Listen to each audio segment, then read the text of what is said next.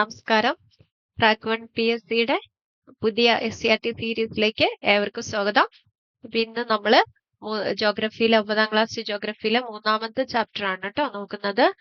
ബാക്കി 2 ക്ലാസ്സുകളും കണ്ടതിന് ശേഷം മാത്രം 3ാമത്തെ ക്ലാസ് കാണാനായിട്ട് വരിക. 3ാമത്തെ ചാപ്റ്റർ ഭൗമചരിത്രമുറങ്ങുന്ന പീഠഭൂമി. അതിന്റെ ഹെഡിങ് കണ്ടപ്പോ തന്നെ മനസ്സിലായി കാണും ഏത് ഭൂപ്രകൃതിനെ കുറിച്ചാണ് നമ്മൾ പറയാൻ പോകുന്നതെന്ന്. ഇന്ത്യയിലെ വിവിധ ഭൂപ്രകൃതി വിഭാഗങ്ങളെ കുറിച്ചും അതിൽ ഹിമാലയ പർവ്വതം, ഉത്തരേന്ത്യൻ സമതലം എന്നീ മേഖലകളുടെ ഭൗതികവും സാംസ്കാരികമായ വൈവിധ്യങ്ങളെ കുറിച്ചും കഴിഞ്ഞ 2 അധ്യായങ്ങളിലൂടെ നിങ്ങൾ മനസ്സിലാക്കിയല്ലോ. ആദ്യത്തെ ചാപ്റ്ററിൽ നമ്മൾ എന്താ പഠിച്ചത്? ഉത്തരപർവ്വത മേഖല. രണ്ടാമത്തേലോ ഉത്തര മഹാസമുദ്രം അല്ലേ? അപ്പൊ ഈ പ്രാവശ്യം നമ്മൾ എന്ത് ചെയ്യാണ്? കുറച്ചുകൂടെ കൂടുതൽ നമ്മുടെ അടുത്തേക്ക്, അതായത് കേരളത്തിന്റെ അടുത്തേക്കുള്ള ഒരു ഭൂപ്രകൃതിയാണ്. ഏതാണത്? ഏതാ നോക്കി വരാട്ടോ. ഇതുണ്ട് ആരവല്ലി, വിദ്യാസത്പുര, രാജ്മഹൽ കുന്നുകള്. ഇതൊക്കെ എന്താന്ന് കണ്ടപ്പോ തന്നെ മനസ്സിലായല്ലോ. ഉപദ്വീപീയ പീഠഭൂമിയെ കുറിച്ചിട്ടാണ് നമ്മൾ ഈ ക്ലാസ്സിൽ പറയാനായിട്ട് പോകുന്നത്.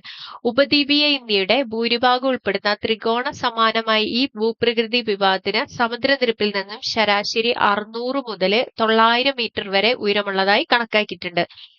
ഉപദ്വീപീയ ഇന്ത്യയുടെ ഉപദ്വീപീയ പീഠഭൂമി എന്ന് പറയുന്ന അതിന്റെ ആകൃതി എത്രയാ? ആകൃതി എന്താ? ഇതുണ്ടോ, ത്രികോണ ആകൃതിയാണ്.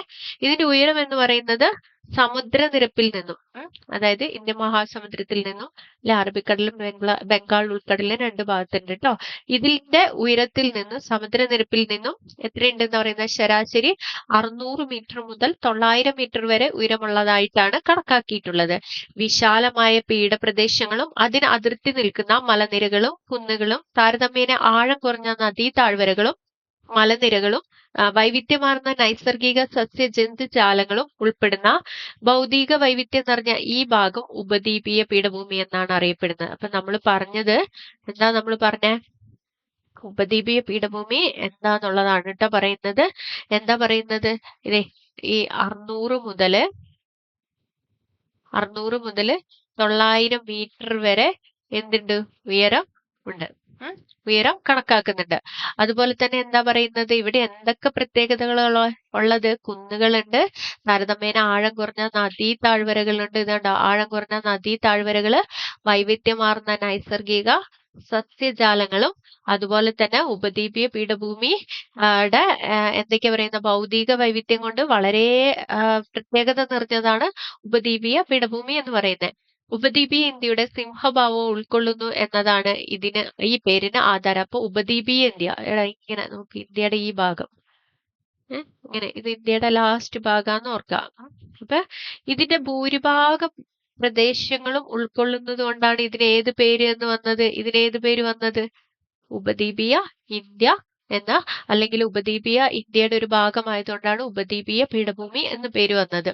ഇനി ഇന്ത്യയിലെ ഭൂപ്രകൃതി വിഭവങ്ങളിൽ ഏറ്റവും വിസ്തൃതമായ ഉപദ്വീപീയ പീഠഭൂമിയിലെ ഭൗതിക വൈവിധ്യം, വിഭവ അടിത്തറയും അവ ഇന്ത്യയിലെ ജനജീവിതത്തിൽ ചെലുത്തുന്ന സ്വാധീനവും നമുക്ക് നോക്കിയോക്കാം. എന്തൊക്കെയാണ് പീഠഭൂമിയുടെ പ്രത്യേകത? ചുറ്റുപാടുകളിൽ നിന്ന് ഉയർന്നു സ്ഥിതി ചെയ്യുന്നതും ഏറെക്കുറെ നിരപ്പാർന്നതും അതിവിശാലതുമായ ഉപരിതലത്തോട് കൂടിയതുമായ ഭൂപ്രദേശങ്ങളാണ് പീഠഭൂമികൾ എന്നറിയപ്പെടുന്നത്. എന്താ പറയാ? ചുറ്റുപാടുകളിൽ നിന്ന് നോക്കിയേ, ചുറ്റുപാടുകളിൽ നിന്നൊക്കെ വളരെ ഉയർന്നായിട്ടാണ് സ്ഥിതി ചെയ്യുന്നത്. അതുപോലെ തന്നെ അതിവിശാലമായ ഉപരിതലത്തോട് കൂടിയതുമായ ഭൂപ്രദേശങ്ങളാണ്. അതിവിശാലമാണ് കേട്ടോ. കാണിച്ചരാ, ഇതുണ്ടോ, അതിവിശാലമാണ്. ഇതുണ്ടോ, വളരെ വിശാലമായിട്ട് കിടക്കുന്ന ഭാഗമാണിതാ. ഇവിടുന്ന് ഇങ്ങനെ വരും, നമ്മൾ നേരത്തെ കണ്ട ഭാഗം അല്ലെ, ഇത് ഇങ്ങനെ വരും കേട്ടോ. അപ്പൊ ഈ ഭാഗമാണ് എന്തെന്ന് പറയുന്നത്? ഉപദ്വീപീയ പീഠഭൂമി അല്ലെ പീഠഭൂമികൾ എന്ന് പറയുന്നത്. സ്ഥാനത്തെ അടിസ്ഥാനമാക്കി പീഠഭൂമികളെ പൊതുവായിട്ട് 3ആയിട്ട് തിരിക്കാം. ഒന്നെന്താ? പർവ്വതങ്ങളാൽ വലയം ചെയ്യപ്പെട്ട പീഠഭൂമികൾ. ഒന്നാമതായിട്ട് എന്താ പറയുന്നത്? പർവ്വതങ്ങളാൽ വലം ചെയ്യപ്പെട്ട പീഠഭൂമികൾ. രണ്ടാമതായിട്ട് എന്താ പറയുന്നത്? പർവ്വത അടിവാരങ്ങൾ സ്ഥിതി ചെയ്യുന്ന പീഠഭൂമികൾ. രണ്ടാമതായിട്ട് എന്താ പറയുന്നത്? പർവ്വത അടിവാരങ്ങളിൽ സ്ഥിതി ചെയ്യുന്ന പീഠഭൂമികൾ. മൂന്നാമതായിട്ട് വൻകര പീഠഭൂമികൾ. മൂന്നാമതായിട്ട് എന്താ പറയുന്ന? വൻകര പീഠഭൂമികൾ. അപ്പൊ എങ്ങനെയൊക്കെയാ പറയുന്നത്? സ്ഥാനത്തെ അടിസ്ഥാനമാക്കി പീഠഭൂമികളെ എത്രയായിട്ട് തിരിക്കാം? സ്ഥാനത്തെ അടിസ്ഥാനമാക്കി പീഠഭൂമികളെ പൊതുവെ 3ആയിട്ട് തിരിക്കാം. ഒന്നാമത്തെ എന്താ? പർവ്വതങ്ങളാൽ വലം ചെയ്യപ്പെട്ട പീഠഭൂമികൾ. 2 പർവ്വത അടിവാരങ്ങളിൽ സ്ഥിതി ചെയ്യുന്ന പീഠഭൂമികൾ. മൂന്നാമതായിട്ടോ വൻകര പീഠഭൂമികൾ. പിന്നെ ഇതൊക്കെ എന്തൊക്കെയാണ്? ഇവയെ കുറിച്ച് കൂടുതൽ വിവരങ്ങൾ എന്തൊക്കെയാന്നൊക്കെ അടുത്ത ഭാഗത്ത് നോക്കാം.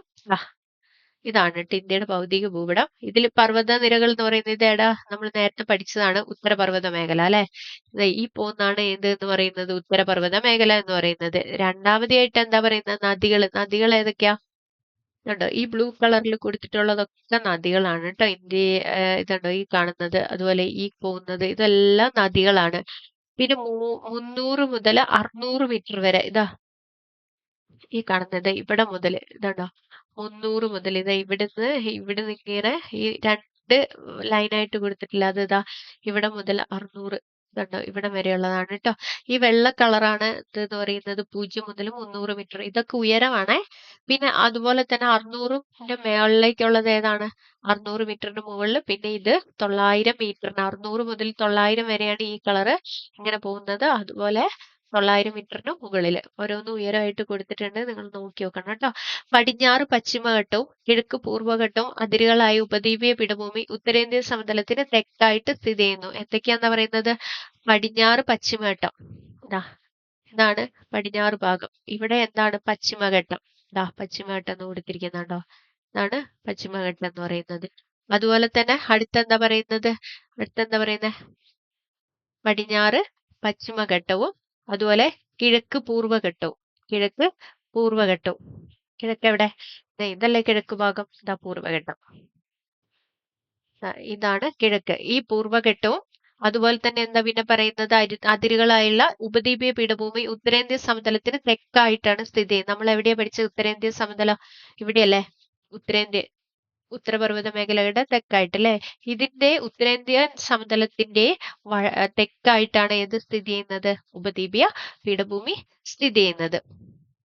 16 ദശലക്ഷം ചതുരശ്ര കിലോമീറ്ററോളം വിസ്തൃതിയുള്ള ഈ ഭൂഭാഗത്തെ സ്ഥാനത്തിന്റെ അടിസ്ഥാനത്തിൽ പൊതുവെ രണ്ടായിട്ട് തിരിക്കാം. ഒന്ന് ഡെക്കാൻ പീഠഭൂമി, രണ്ട് മധ്യ ഉന്നതടം. ഇപ്പൊ എന്തൊക്കെയാ പറയുന്നത്?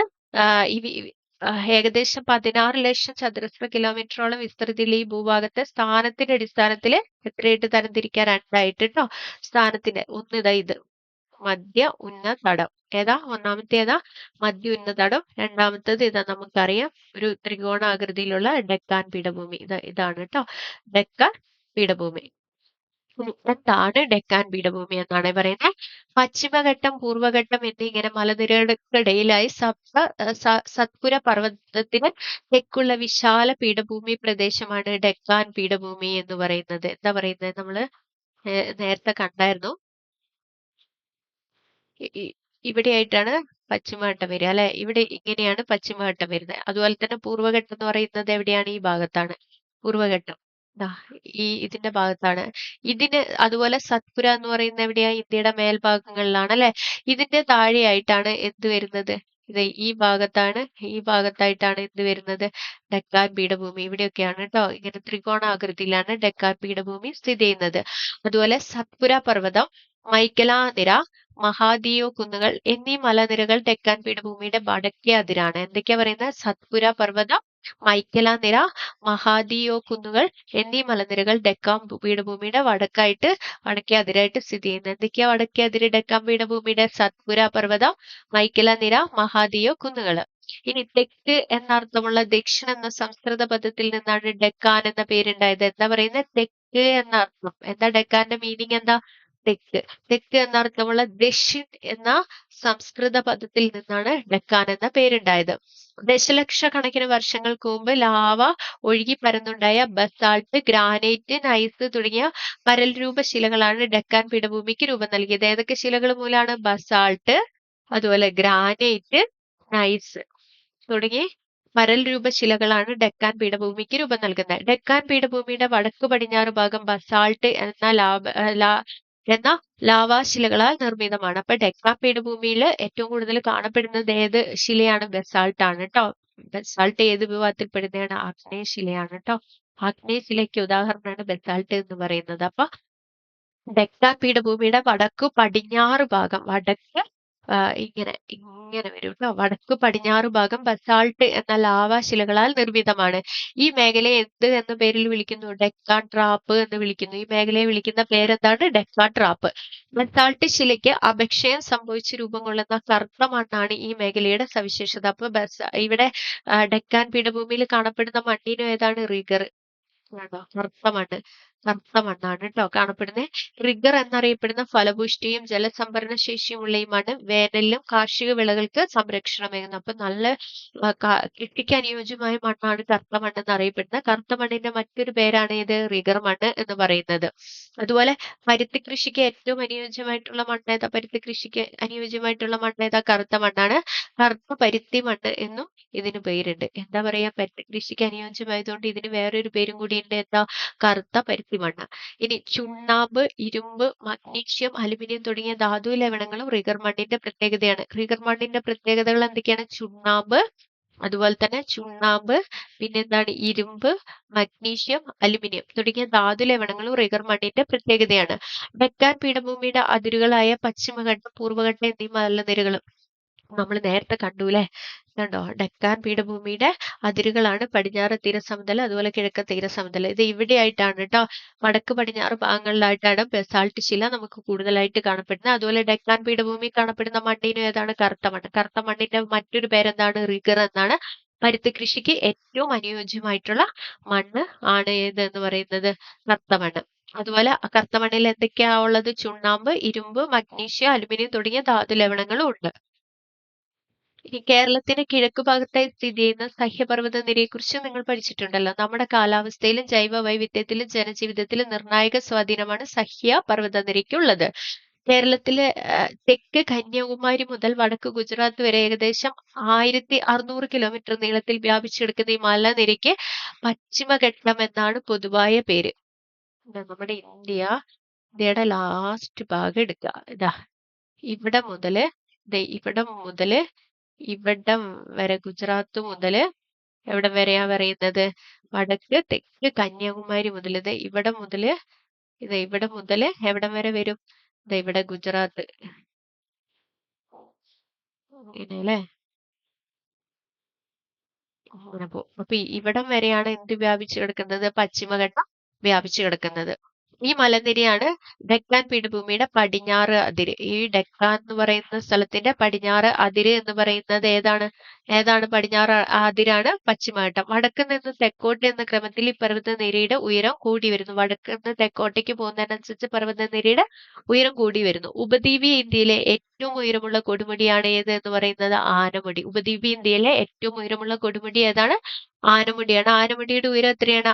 2695 മീറ്റർ ആണ്. ആനമുടിയുടെ ഉയരം എത്രയാണ്? 2695 മീറ്റർ. പശ്ചിമഘട്ടത്തിലെ ആനമലയിലാണ് എന്ത് സ്ഥിതി ചെയ്യുന്നത്? ആനമുടി സ്ഥിതി ചെയ്യുന്നത്. എവിടെ സ്ഥിതി ചെയ്യുന്നത്? പശ്ചിമഘട്ടത്തിലെ ആനമലയിലാണ്. കേരളത്തിലെ ആനമല, ഏലമല എന്നീ പേരുകളിലും അറിയപ്പെടുന്ന പശ്ചിമഘട്ടനിരയ്ക്ക് കർണാടകം, തമിഴ്നാട് ഭാഗത്ത് നീലഗിരി എന്നും മഹാരാഷ്ട്രയിൽ സഹ്യാദ്രി എന്നുമാണ് പേരുകളുള്ളത്. എന്തൊക്കെയാ പറയുന്നത്? കേരളത്തില് ആനമല, ഏലമല എന്നീ പേരുകളിലാണ് അറിയപ്പെടുന്നത്. കേരളത്തിൽ എങ്ങനെ അറിയപ്പെടുന്നത്? ആനമല, ഏലമല. അതുപോലെ പശ്ചിമഘട്ടനിരയ്ക്ക് കർണാടകം, തമിഴ്നാട് ഭാഗത്ത് ഏത് പേരിൽ അറിയപ്പെടുന്നത്? കർണാടകം, തമിഴ്നാട് ഭാഗത്ത് ഏത് പേരിൽ അറിയപ്പെടുന്നത്? നീലഗിരി എന്നും. മഹാരാഷ്ട്രയിൽ ഏത് പേരിൽ അറിയപ്പെടുന്നത്? സഹ്യാദ്രി എന്നും അറിയപ്പെടും. മഹാരാഷ്ട്രയിൽ ഏത് പേരിൽ അറിയപ്പെടുന്നത്? സഹ്യാദ്രി. ഇനി തമിഴ്നാട്ടിലെ നീലഗിരി കുന്നിൽ ഉൾപ്പെട്ട ദോഡാബേട്ട 2637 മീറ്റർ. എന്താ പറയുന്നത്? ദോഡാബേട്ട. തമിഴ്നാട്ടിലെ നീലഗിരി നിരയിൽ ഉൾപ്പെട്ട ദോഡാബേട്ട ഈ മേഖലയിലെ മറ്റൊരു പ്രധാന കൊടുമുടിയാണ്. എന്താ പറയുന്നത്? ഇതാണ് കേട്ടോ. തമിഴ്നാട് ലാസ്റ്റ് ഭാഗത്തായിട്ടാണ് വരിക. ഇവിടെയൊക്കെ ആയിട്ടാണ് കേട്ടോ വരിക. അപ്പൊ അവിടെയാണ് എന്ത് സ്ഥിതി ചെയ്യുന്നത്? ദോഡാബേട്ട. നീലഗിരി ഭാഗത്ത്, നീലഗിരിയിലെ ഉൾപ്പെടുന്ന തമിഴ്നാട്ടിലെ നീലഗിരിയിൽ ഉൾപ്പെട്ട ദോഡാബേട്ടയുടെ ഉയരം എന്ന് പറയുന്നത് എത്രയാണ്? 2637 37 കേട്ടോ. 2637 മീറ്റർ. ഇത് മറ്റൊരു പ്രധാനപ്പെട്ട കൊടുമുടിയാണ്. ഇനി ഉപദ്വീപീയ ഇന്ത്യയിലെ സംസ്കാരത്തിലും ജനജീവിതത്തിലും നിർണായക സ്വാധീനമുള്ള ഉപദ്വീപീയ നദികളിലേറെയും പിറവികൊള്ളുന്നത് പശ്ചിമഘട്ടനിര. അതായത് ഈ ഉപദ്വീപീയ ഇന്ത്യയില് നദികളൊക്കെ ഉത്ഭവിക്കുന്നത് കൂടുതൽ എവിടെ നിന്നിട്ടാണ്? പശ്ചിമഘട്ടനിരയിൽ നിന്നാണ്. എവിടെ നിന്നാണ്? പശ്ചിമഘട്ടനിരയിൽ നിന്നാണ്. ഇനി ഇതില് ജവാഡി കുന്നുകള്, പാൽക്കൊണ്ട മല, നല്ല മല, മഹേന്ദ്രഗിരി തുടങ്ങിയ മലകളുടെ സ്ഥാനം നമ്മൾ നോക്കിയായിരുന്നു അല്ലെ. ജവാഡി കുന്നുകള്, അതുപോലെ പാൽക്കൊണ്ടമല, ഇവിടെയൊക്കെ കുറെ കൊടുത്തിട്ടുണ്ട്. ഇതുണ്ടോ? ദോഡാബേട്ട. ഇതെവിടെയാണ്? ദോഡാബേട്ട. അതുപോലെ ജവാഡി എവിടെയാ? ഇത് ഇവിടെയാണ്. പാൽക്കൊണ്ടമല. നല്ല മല ഇത് എവിടെയാണ് കേട്ടോ. നല്ല മല സ്ഥിതി ചെയ്യുന്ന എവിടെയാണ്? ഇതാണ്. ഇത് ആനമുടി സ്ഥിതി ചെയ്യുന്ന 2695 മീറ്റർ എന്ന് പറഞ്ഞില്ല, അതൊക്കെ ഇവിടെയാണ് സ്ഥിതി ചെയ്യുന്നത്. ഇനി പശ്ചിമഘട്ടത്തെ അപേക്ഷിച്ച് താരതമ്യ ഉയരം കുറഞ്ഞ ഈ കുന്നുകളുടെ നിരയാണ് പൂർവ്വഘട്ടം എന്ന് പറയുന്നത്. ഇത് ഇപ്പൊ നമ്മൾ കാണിച്ചു തന്നില്ലേ, ഇതാണ് ഏത് എന്ന് പറയുന്നത്? പൂർവ്വഘട്ടം. ഒഡീഷയിലെ മഹാനദി തടം മുതല്, അതായതടാ നമ്മൾ ഇവിടെ ഇങ്ങനെ വരച്ചിട്ടുണ്ട്, ഈ ഭാഗത്തായിട്ടായിരിക്കും എന്തുണ്ടാവുക? പൂർവ്വഘട്ടം ഉണ്ടാവുക. ഇവിടെയാണ് ഒഡീഷയിലെ മഹാനദി തടം മുതല് തമിഴ്നാട്ടിലെ നീലഗിരി കുന്നുകൾ വരെ ഏകദേശം 800 കിലോമീറ്റർ ആണ് പൂർവ്വഘട്ടത്തിന്റെ ആകെ നീളം എന്ന് പറയുന്നത്. എത്ര കിലോമീറ്റർ പൂർവ്വഘട്ടത്തിന്റെ നീളം? 800 കിലോമീറ്റർ. ഒഡീഷയിലെ മഹാനദി തടം മുതൽ തമിഴ്നാട്ടിലെ നീലഗിരി നിരകൾ വരെ ഏകദേശം 800 കിലോമീറ്റർ ആണ് പൂർവ്വഘട്ടത്തിന്റെ ആകെ നീളം. കിഴക്കോട്ട് ഒഴുകുന്ന ഉപദ്വീപീയ നദികൾ പൂർവ്വഘട്ടത്തിന്റെ തുടർച്ച നഷ്ടപ്പെടുത്തി കിഴക്കൻ സമതലങ്ങളിലൂടെ ഒഴുകുന്നു. പശ്ചിമഘട്ടവും പൂർവ്വഘട്ടവും നീലഗിരി കുന്നുകളിൽ സംഗമിക്കുന്നു. അപ്പൊ പശ്ചിമഘട്ടവും പൂർവ്വഘട്ടവും സംഗമിക്കുന്ന സ്ഥലം എവിടെയാണ്? നീലഗിരിയാണ് കേട്ടോ. പശ്ചിമഘട്ടവും പൂർവ്വഘട്ടവും സംഗമിക്കുന്ന എവിടെയാണ്? നീലഗിരിയാണ്. അപ്പൊ തമിഴ്നാട്ടിൽ ഈ പൂർവ്വഘട്ടത്തിന്റെ ഏകദേശ ഉയരം എന്ന് പറയുന്നത് എത്രയാണ് നീളം എന്ന് പറയുന്നത്? 800 കിലോമീറ്റർ ആണ്. കിഴക്കോട്ട് ഒഴുകുന്ന ഉപദ്വീപീയ നദികൾ പൂർവ്വഘട്ടത്തിന്റെ തുടർച്ച നഷ്ടപ്പെടുത്തി കിഴക്കൻ തീരസമതലത്തിലൂടെ ഒഴുകുന്നു. ഇനി എന്താണ് മധ്യ ഉന്നതടം എന്നുള്ളതാണ് അടുത്തത്. സത്പുര പർവ്വതനിരയ്ക്ക് വടക്കുള്ള വിശാലമായ പ്രദേശമാണ് ഏത് എന്ന് പറയുന്നത്? മധ്യ ഉന്നത തടം എന്ന് പറയുന്നത്. എന്താ പറയുന്നത്? സത്പുര പർവ്വതനിര. അത് ഇവിടെയായിട്ട് ഇങ്ങനെ വരും കേട്ടോ. സത്പുര പർവ്വതനിര ഇത് ഇവിടെയൊക്കെ ആയിട്ട് ഏകദേശം വരും.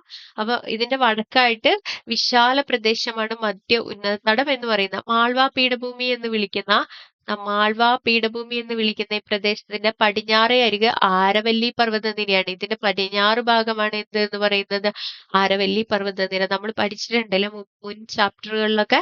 അപ്പൊ ആരവല്ലി പർവ്വതമാണ്. ദീർഘകാലമായുള്ള അപരദന പ്രക്രിയയിലൂടെ തേയ്മാനം സംഭവിച്ച് പ്രായം ചെന്ന മടക്കുപർവ്വതങ്ങൾക്ക് അഥവാ അവശിഷ്ട പർവ്വതങ്ങൾക്ക് ഉദാഹരണമാണ് ആരവല്ലി നിര.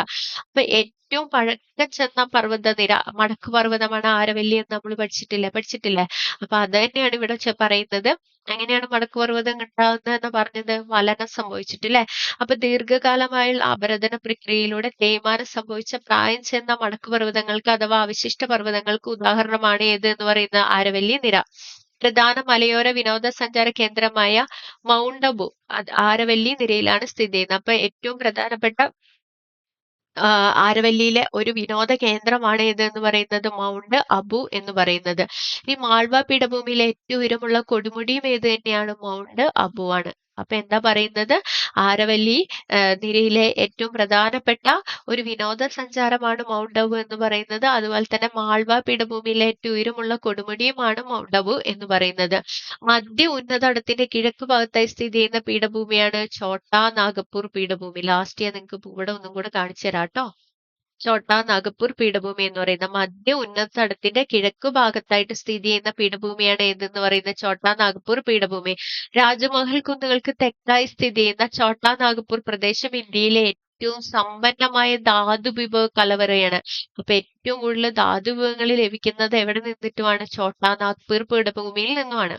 അവിടെ കിട്ടുന്ന പ്രധാനപ്പെട്ട ധാതുക്കൾ ഏതൊക്കെയാണ്? ഇരുമ്പയിര്, അതുപോലെ തന്നെ ബോക്സൈറ്റ്, മാംഗനീസ്, ചെമ്പ് തുടങ്ങിയവ ലോഹധാതുക്കളും ചുണ്ണാമ്പുകല്ല്, കൽക്കരി തുടങ്ങിയ അലോഹധാതുക്കളും ഈ മേഖലയെ സമ്പന്നമാക്കുന്നു.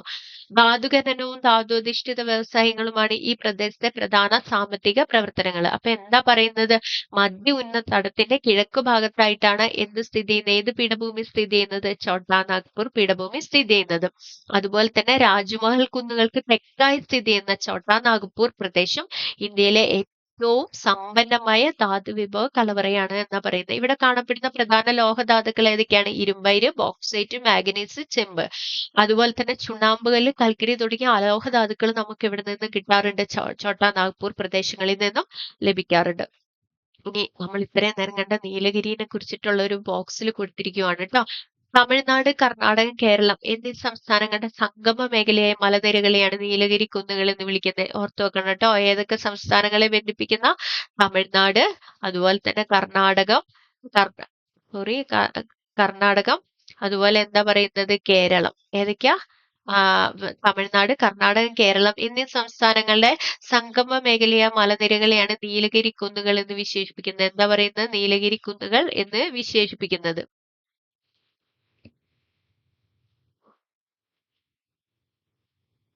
കണ്ടോ? ഏതൊക്കെ മേഖലകളെയാന്നാ പറഞ്ഞത്? പിന്നെ തമിഴ്നാട്, കർണാടകം, കേരളം എന്നീ മലനിരകള്. ഏതൊക്കെയാ? കർണാടകം, കേരളം, തമിഴ്നാട്. ഈ 3 സംസ്ഥാനങ്ങളുടെ സംഗമ മേഖലയാണ് മലനിരകളെയാണ് എന്ത് എന്ന് വിളിക്കുന്നത്? നീലഗിരി കുന്നുകൾ എന്ന് വിളിക്കുന്നത്. പ്രധാനമായും പശ്ചിമഘട്ട മലനിരയുടെ ഭാഗമായി ഇവിടുത്തെ ഏറ്റവും ശ്രദ്ധേയമായ മലയോര സുഖവാസ കേന്ദ്രമാണ് ഏതൊക്കെ?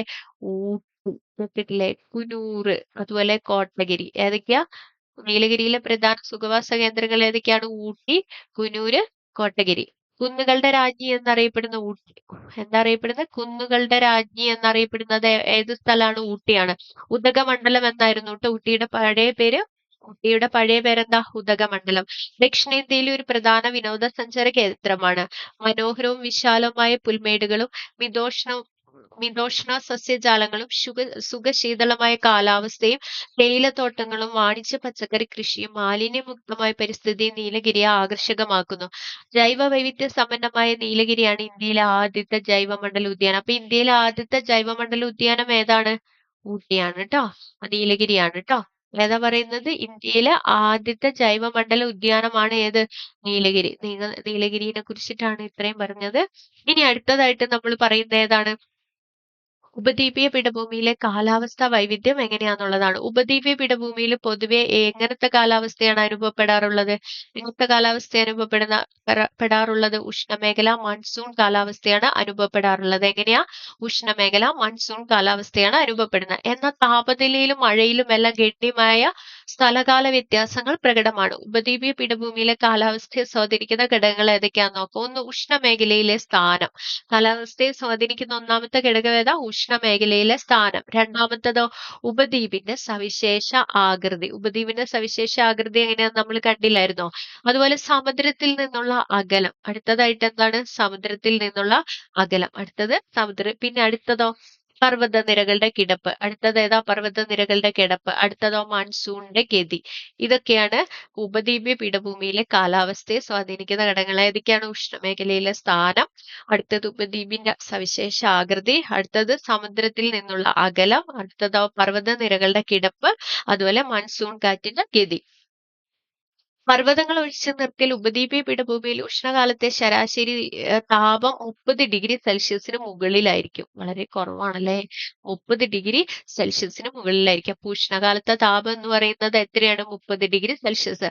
മാർച്ച് മാസത്തിൽ ഡെക്കാൻ പീഠഭൂമിയിലെ താപനില സാധാരണ 38 ഡിഗ്രി സെൽഷ്യസ് വരെയും ഉയരാറുണ്ട്. അപ്പൊ ഏതുവരെ ഉയരും? 38 ഡിഗ്രി വരെ ഉയരും.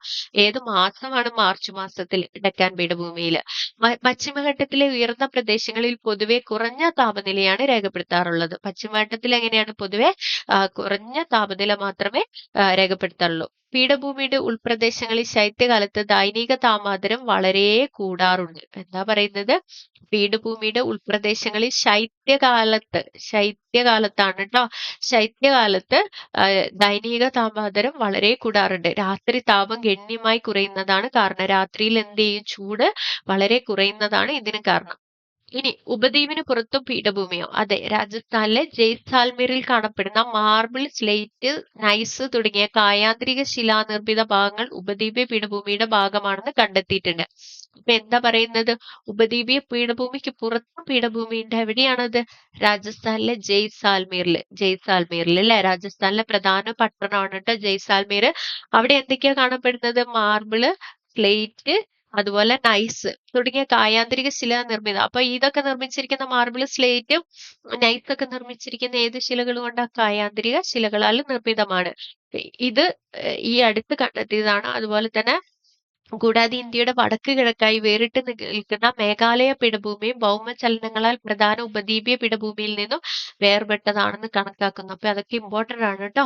മേഘാലയ പീഠഭൂമിയും എന്തിന്റെ ഭാഗമാണ്? ഉപദ്വീപീയ പീഠഭൂമിയുടെ ഭാഗമാണ് എന്ന് പറയുന്നത്. അതുപോലെ ഗുജറാത്തിലെ കച്ച് കത്തിയവാർ മേഖലയിലെ ശിലാതലപ്പുകൾ ഉപദ്വീപീയ പീഠഭൂമിയുടെ ഭാഗമാണെന്ന് കണ്ടെത്തിയിട്ടുണ്ട്. അപ്പൊ എവിടേക്കാണ്?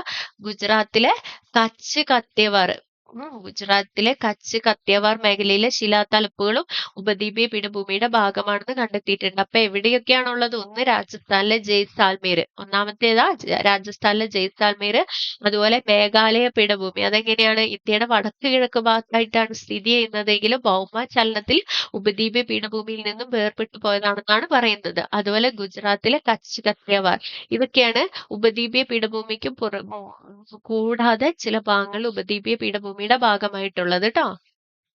ഇനി പശ്ചിമഘട്ടത്തിന്റെ പടിഞ്ഞാറേ ചെരിവൊഴികെ ഉപദ്വീപീയ ഭൂമിയിലെ മിക്കവയും പ്രദേശങ്ങളിൽ മഴ മിതമോ വിരളമോ ആയിരിക്കും.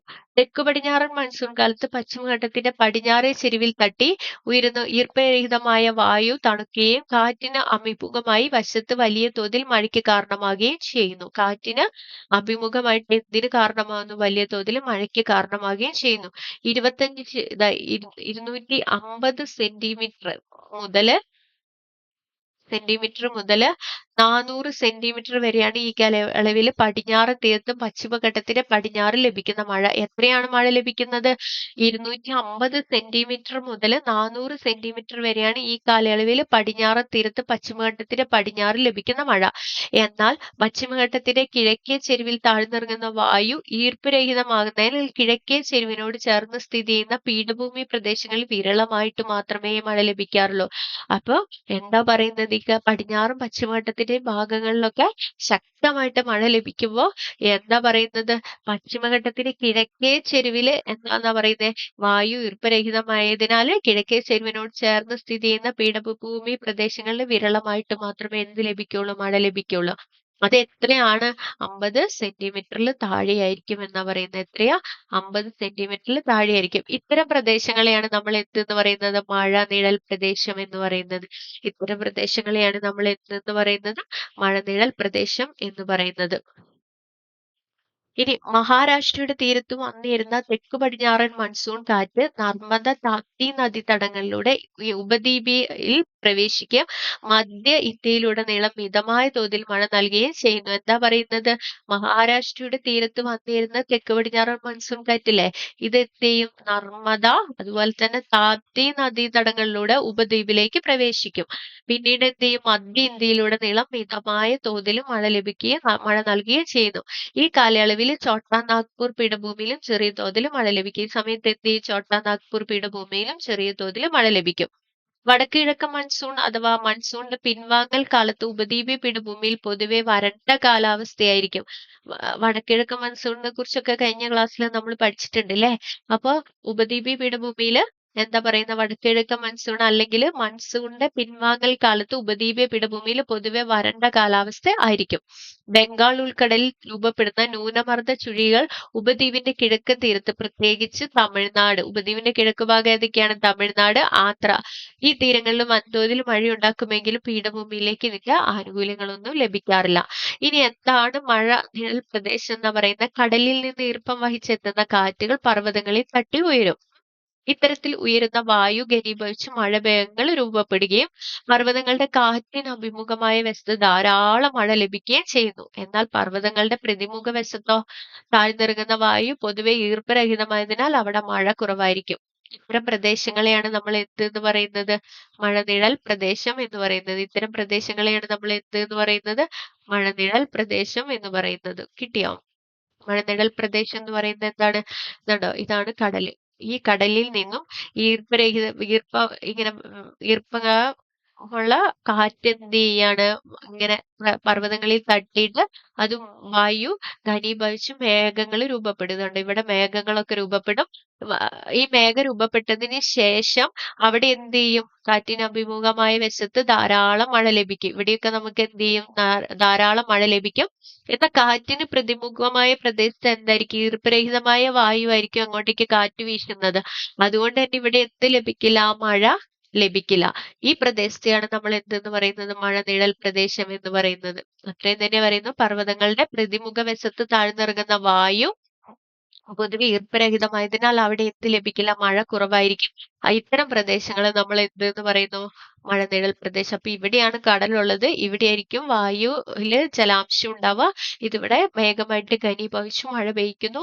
അതിനുശേഷം ഈർപ്പരഹിതമായ കാറ്റ് എന്ത് ചെയ്യുന്നു? ഈർപ്പരഹിതമായ കാറ്റ് ഇവിടേക്ക് സഞ്ചരിക്കുകയും ഇവിടെ മഴ കുറയുകയും ചെയ്യുന്നു. ഇതുകൊണ്ട് തന്നെ കാറ്റിന് പ്രതിമുഖമായ വശം ഏത് പേരിൽ അറിയപ്പെടുന്നു? മഴനിഴൽ പ്രദേശം എന്ന പേരിൽ അറിയപ്പെടുന്നു.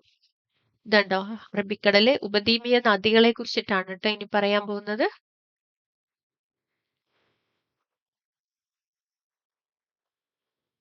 ദേ പടിഞ്ഞാറ് ഭാഗത്ത് നിന്ന് കിഴക്ക് ഭാഗത്തേക്കാണ് എന്ത് കൂടുതലുള്ളത്? ചെരിവുള്ളത് ല്ലേ? ഇതുണ്ടോ? പടിഞ്ഞാറ് ഭാഗത്ത് നിന്ന് കിഴക്ക് ഭാഗത്തേക്കാണ് എന്ത് കൂടുതലുള്ളത്? ചെരിവ് കൂടുതൽ ഉള്ളത്. ഇനി ചെരിവ് പടിഞ്ഞാറ് നിന്ന് കിഴക്കോട്ട് ഇതിൽ ഉയർന്ന ഭാഗമാണ് പശ്ചിമഘട്ടം എന്നറിയപ്പെടുന്നത്. ഇതിൽ ഉയർന്ന ഭാഗം ഇത് കണ്ടോടാ. ഇതിൽ ഈ ഉയർന്ന ഭാഗമാണ് എന്ത് എന്ന് പറയുന്നത്? പശ്ചിമഘട്ടം എന്ന് പറയുന്നത്. ഉയർന്ന ഭാഗത്തെ പശ്ചിമഘട്ടം എന്ന് പറയുന്നു. ഉപദ്വീപീയ ഇന്ത്യയിലെ പ്രധാന ജലവിഭജകമാണ് പശ്ചിമഘട്ടം. അതായത് ഇതിനെ വാട്ടർ ഡിവൈഡ് എന്ന് പറയും. ഇങ്ങനെ വിഭജിക്കുന്ന ആരാണ്? പശ്ചിമഘട്ടാണ്. പശ്ചിമഘട്ടം മധ്യ ഉന്നത തടത്തിലെ മലനിരകളും ഡൽഹി കുന്നുകൾ വരെ നീളുന്ന ആരവല്ലി നിരയും ചേർന്നു ഉപദ്വീപീയ നിരക്കിനെ മൂന്നായി തിരിക്കുന്നു. എന്തൊക്കെയാ പറയുന്നത്? പശ്ചിമഘട്ടം, അതുപോലെ മധ്യ ഉന്നത തടത്തിലെ മലനിരകളും അതുപോലെ തന്നെ ഡൽഹി കുന്നുകളും വരെ നീളുന്ന ആരവല്ലി. ആരവല്ലിയിലാണ് ഏതുള്ളത്? ഡൽഹി കുന്നുകൾ കേട്ടോ. ഡൽഹി കുന്നുകൾ വരെ നീളുന്ന ആരവല്ലി നിരയും ചേർത്ത് ഉപദ്വീപീയ നീരൊഴുക്കിനെ മൂന്നായിട്ട് തിരിക്കുന്നു. ഒന്നേതാ? കിഴക്കോട്ടൊഴുകി ബംഗാൾ ഉൾക്കടലിൽ ചേരുന്ന ഉപദ്വീപീയ നദികൾ. കിഴക്കോട്ട് ഒഴുകിയിട്ട് എവിടെ ചേരും? കിഴക്കോട്ട് ഒഴുകിയിട്ട് എവിടേക്ക് പോവാണ്? ബംഗാൾ ഉൾക്കടലിലേക്ക് പതിക്കുന്ന നദികൾ. അതുപോലെ രണ്ടാമതായിട്ട് എന്താ പറയുന്നത്? പടിഞ്ഞാറൊഴുകി അറബിക്കടലിൽ ചേരുന്ന ഉപദ്വീപീയ നദികൾ. ഇതാ ഇങ്ങോട്ട്. അതിന് ഉദാഹരണമാണ് ട്ടോ നർമ്മദയും താപ്തിയൊക്കെ പടിഞ്ഞാറോട്ട് ഒഴുകിയിട്ട് അവിടെ പതിക്കുകയാണ്? അറബിക്കടലിൽ പതിക്കുകയാണ്. ഇനി മൂന്നാമതായിട്ട് എന്താ പറയുന്നത്? വടക്കോട്ട് ഒഴുകി യമുനയിലും ഗംഗയിലും, അതായത് പോഷക നദികളായിരിക്കും. അവ എവിടെ? വടക്കോട്ട് ഒഴുകിയിട്ട് ഇത് ഇങ്ങോട്ടേക്ക് ഒഴുകിയിട്ട് എവിടേക്ക് പതിക്കുകയാണ്? എങ്ങോട്ടേക്ക് പതിക്കുകയാണ്? ഗംഗാ നദിയിൽ പോയി പതിക്കുവാണ്. ഗംഗയിലും യമുനയിലും ഒക്കെ പോയി പതിക്കുകയാണ്. ഗംഗയുടെ പോഷക നദിയാണ് കേട്ടോ യമുന. ഇനി കിഴക്കോട്ട് ഒഴുകുന്ന ഉപദ്വീപീയ നദികളെ കുറിച്ചാണ് പറയുന്നത്. വൃഷ്ടി പ്രദേശം. എന്താണ് ഒരു വൃഷ്ടി പ്രദേശം എന്ന് പറയുന്നത്? ഒരു നദിയിലേക്ക് ജലം ഒഴുകിയെത്തുന്ന നിശ്ചിത ഭൂപ്രദേശമാണ് ആ നദിയുടെ വൃഷ്ടി പ്രദേശം എന്ന് പറയുന്നത്.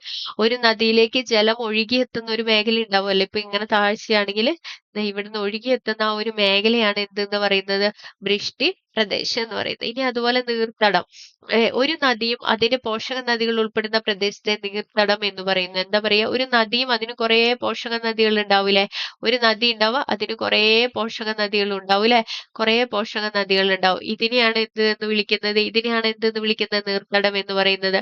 അതുപോലെ ജലവിഭാജകം അല്ലെങ്കിൽ വാട്ടർ ഡിവൈഡ് എന്ന് വിളിക്കുന്നത് എന്തിനാണ്? രണ്ട് നീർത്തടങ്ങളെ തമ്മിൽ ബന്ധിപ്പിക്കുന്ന അതിർത്തി രേഖയാണ്. ഇപ്പം ഇവിടുന്നും ഇവിടുന്നും ഒരു പിന്നെ നീർത്തടം ഉണ്ടെങ്കിൽ ഇതിനെ രണ്ടിനെയും കൂടെ ബന്ധിപ്പിക്കുന്നുണ്ടാവും അല്ലെ? ഇതിനെ രണ്ടിനെയും കൂടെ ബന്ധിപ്പിക്കുന്ന ഒരു ഭാഗം ഉണ്ടാവും. ഇതിനെയാണ് എന്തെന്ന് പറയുന്നത്? വാട്ടർ ഡിവൈഡ് അല്ലെങ്കിൽ ജലവിഭാഗം എന്ന് പറയുന്നത്. മഹാനദി, ഗോദാവരി, കൃഷ്ണ, കാവേരി എന്നീ നദികളും അവയുടെ പോഷക നദികളുമാണ് ഉപദ്വീപീയ പീഠഭൂമിയിലുള്ളത്. ഏറ്റവും കൂടുതൽ നദികളുള്ളത് ഉപദ്വീപീയ പീഠഭൂമിയിലാണ്. ഏതൊക്കെയാണ്? മഹാനദി, അതുപോലെ തന്നെ ഗോദാവരി, അതുപോലെ കൃഷ്ണ, പിന്നെ കാവേരി എന്നീ നദികളും അവയുടെ പോഷക നദികളുമാണ് ഈ ഉപദ്വീപീയ പീഠഭൂമിയെ കീറിമുറിച്ച് കിഴക്കൻ ദിശയിൽ ഒഴുകി ചേർന്ന് കിഴക്കൻ തീരസമതലത്തിലൂടെ ബംഗാൾ ഉൾക്കടലിൽ പതിക്കുന്നത്. അപ്പൊ ബംഗാൾ ഉൾക്കടലിൽ പതിക്കുന്ന നദികൾ ഏതൊക്കെയാണ്? മഹാനദി, ഗോദാവരി, കൃഷ്ണ, കാവേരി. ഇതെന്താണ് ചെയ്യുന്നത്? ഉപദ്വീപീയ പീഠഭൂമിയെ കീറിമുറിച്ച് കിഴക്ക് ദിശയിലേക്ക് ഒഴുകി കിഴക്കൻ തീരസമതലങ്ങളിലൂടെ എങ്ങോട്ടേക്ക് പതിക്കുകയാണ്? ബംഗാൾ ഉൾക്കടലിൽ പതിക്കുകയാണ്. ഇനി മഹാനദിനെ കുറിച്ചാ പറയുന്നത്. ഇത് ഇമ്പോർട്ടന്റ് ആണ്. ഈ ടേബിൾ പഠിച്ചു വെക്കണം കേട്ടോ. ഒന്നാമതായിട്ട് മഹാനദിയുടെ ഉത്ഭവം എവിടെയാണ്? റായ്പൂരിലെ സിഹാവ, ഛത്തീസ്ഗഡിലാണ് കേട്ടോ. റായ്പൂരിലെ സിഹാവയൊക്കെ ഓർത്തിരിക്കണം കേട്ടോ. റായ്പൂരിലെ സിഹാവ. പ്രധാന പോഷക നദികൾ ഏതൊക്കെയാണ്? ഇബും ടെല്ലും. ഇബും ടെല്ലൊക്കെ ഇവിടെ ഉണ്ടാവുമല്ലോ. ഇവിടെ മഹാനദി എവിടെയാണ്? ഏതിന്റെ ഭാഗമാണ് മഹാനദി? ഒറീസയുടെ ഭാഗമാണ് അല്ലെ? അപ്പൊ ഒറീസ ഇതാ ഇവിടെ മഹാനദി ഇതുണ്ടോ? ഒറീസയുടെ ദുഃഖം എന്നറിയപ്പെടുന്നതാണ് ഇത് മഹാനദി. അപ്പൊ മഹാനദി എവിടെ നിന്ന് ഉത്ഭവിക്കുന്നത്? ഛത്തീസ്ഗഡിൽ നിന്നുമാണ് ഉത്ഭവിക്കുന്നത്. ഛത്തീസ്ഗഡിലെ റായ്പൂരിലെ സിഹാവ എന്ന് പറയുന്ന സ്ഥലത്ത്. പ്രധാന പോഷക നദികൾ ഏതൊക്കെയാ? ഇബ്, ടെല്ല്. ഇനി ഈ നദീതടം ഉൾക്കൊള്ളുന്ന സംസ്ഥാനങ്ങൾ ഏതൊക്കെയാണ്? ഛത്തീസ്ഗഡ്, ഒഡീഷ, മധ്യപ്രദേശ്. ഒഡീഷ, മധ്യപ്രദേശ്. ഈ ഇത്രയും ഭാഗങ്ങളിലൂടെയാണ് എന്തൊഴുകുന്നത്? ഏത് നദി ഒഴുകുന്നത്? മഹാനദി ഒഴുകുന്നത്. അടുത്തതായിട്ട് ഏത് നദിയാണ്? ഗോദാവരി. ഗോദാവരി എവിടെ നിന്ന് ഉത്ഭവിക്കുന്ന? മഹാരാഷ്ട്രയിലെ നാസിക് കുന്നുകളിൽ നിന്ന്. മഹാരാഷ്ട്രയിലെ നാസിക് കുന്നുകളിൽ നിന്ന് ഉത്ഭവിക്കുന്ന നദിയാണ് ഏത്? ഗോദാവരി. ഇതിന്റെ ഗോദാവരിയുടെ പ്രധാന പോഷക നദികൾ ഏതൊക്കെയാണ്? പ്രാൺഹിത, ഇന്ദ്രാവതി, ശബരി. ഏതൊക്കെയാണ്? പ്രാൺഹിത, ഇന്ദ്രാവതി, ശബരി. ഏതൊക്കെ സംസ്ഥാനങ്ങളിലൂടെ ഒഴുകുന്നത്? മഹാരാഷ്ട്ര, മധ്യപ്രദേശ്, ആന്ധ്രാപ്രദേശ്. ഒന്നും കൂടി പറയാം. ഗോദാവരി ഉത്ഭവസ്ഥാനം മഹാരാഷ്ട്രയിലെ നാസിക് കുന്നുകളിൽ നിന്നാണ്. പ്രധാന പോഷക നദികൾ ഏതൊക്കെയാണ്? പ്രാൺഹിത, ഇന്ദ്രാവതി, ശബരി. നദീതടം ഉൾക്കൊള്ളുന്ന സംസ്ഥാനങ്ങൾ ഏതൊക്കെയാണ്? മഹാരാഷ്ട്ര, മധ്യപ്രദേശ്, ആന്ധ്രാപ്രദേശ്. അടുത്തതായിട്ട് ഏതാ നദി? കൃഷ്ണ. കൃഷ്ണ നദിയുടെ ഉത്ഭവം എവിടെ നിന്നാ? മഹാരാഷ്ട്രയിലെ മഹാബലേശ്വർ കുന്നുകളിൽ നിന്ന്. മഹാരാഷ്ട്രയിലെ മഹാബലേശ്വർ കുന്നുകളിൽ നിന്നാണ്. പ്രധാന പോഷക നദികൾ ഏതൊക്കെയാണ്? തുംഗഭദ്ര, ഭീമ, കൊയ്ന. ഏതൊക്കെയാ? കൃഷ്ണ നദിയുടെ പോഷക നദികൾ തുംഗഭദ്ര, ഭീമ, കൊയ്ന. ഏതൊക്കെ സംസ്ഥാനങ്ങളിലൂടെയാ നദീതടം? ഏതൊക്കെയാ? കർണാടക, മഹാരാഷ്ട്ര, ആന്ധ്രാപ്രദേശ്. ഏതൊക്കെയാ? മഹാരാഷ്ട്ര, കർണാടക, ആന്ധ്രാപ്രദേശ്. കാവേരി. കാവേരി എവിടെ നിന്ന് ഉത്ഭവിക്കുന്നത്? ബ്രഹ്മഗിരി കുന്നുകളിൽ നിന്ന്. എവിടെ നിന്ന് ഉത്ഭവിക്കുന്നത്? ബ്രഹ്മഗിരി കുന്നുകളിൽ. കർണാടകയിലെ ബ്രഹ്മഗിരി കുന്നുകളിൽ നിന്നാണ്. ഇതിന്റെ പോഷക നദികൾ ഏതൊക്കെയാണ്? കബനി, ഭവാനി, അമരാവതി. ഏതൊക്കെയാണ്? കബനി, ഭവാനി, അമരാവതി. ഇത് ഏതൊക്കെ സംസ്ഥാനങ്ങളിലൂടെയാ? തമിഴ്നാട്, കേരളം, കർണാടക. ഏതൊക്കെ സംസ്ഥാനങ്ങളിലൂടെ? കർണാടക, കേരളം, തമിഴ്നാട്. കിട്ടിയില്ലേ? അപ്പൊ ഈ 4 നദികളും അതിന്റെ ഉത്ഭവം, പ്രധാന പോഷക നദികള്, നദീതടം ഉൾക്കൊള്ളുന്ന സംസ്ഥാനങ്ങൾ. ഇത് കാണാതെ പഠിച്ചു വെക്കണം കേട്ടോ. ഇത് കണ്ടോ, ഇവിടെയാണ് കാവേരി നദി വരുന്നത്. അതുപോലെ ഗോദാവരി ഇത് എവിടെയാണ്? ഗോദാവരി. ഇനി എവിടെയാണ്? കൃഷ്ണ. ഓർത്തിരിക്കണം കേട്ടോ. ഇതൊക്കെയാണ് പ്രധാനപ്പെട്ട കിഴക്കോട്ട് ഒഴുകുന്ന ഉപദ്വീപീയ നദികൾ എന്ന് പറയുന്നത്. ഇനി കാവേരി നദീജല തർക്കത്തെ കുറിച്ച് കൊടുത്തിട്ടുണ്ട്, വായിച്ചു നോക്കണം. കർണാടക, തമിഴ്നാട് എന്നീ ദക്ഷിണേന്ത്യ സംസ്ഥാനങ്ങൾക്കിടയിൽ കാവേരി നദീജലം പങ്കിടുന്നതുമായി ബന്ധപ്പെട്ട് ദീർഘകാലമായി തർക്കം നിലനിൽക്കുന്ന ഏതൊക്കെ സംസ്ഥാനങ്ങൾക്കിടയിലാണ് കാവേരി നദീജല തർക്കം നടക്കുന്ന? കർണാടകം, തമിഴ്നാട്.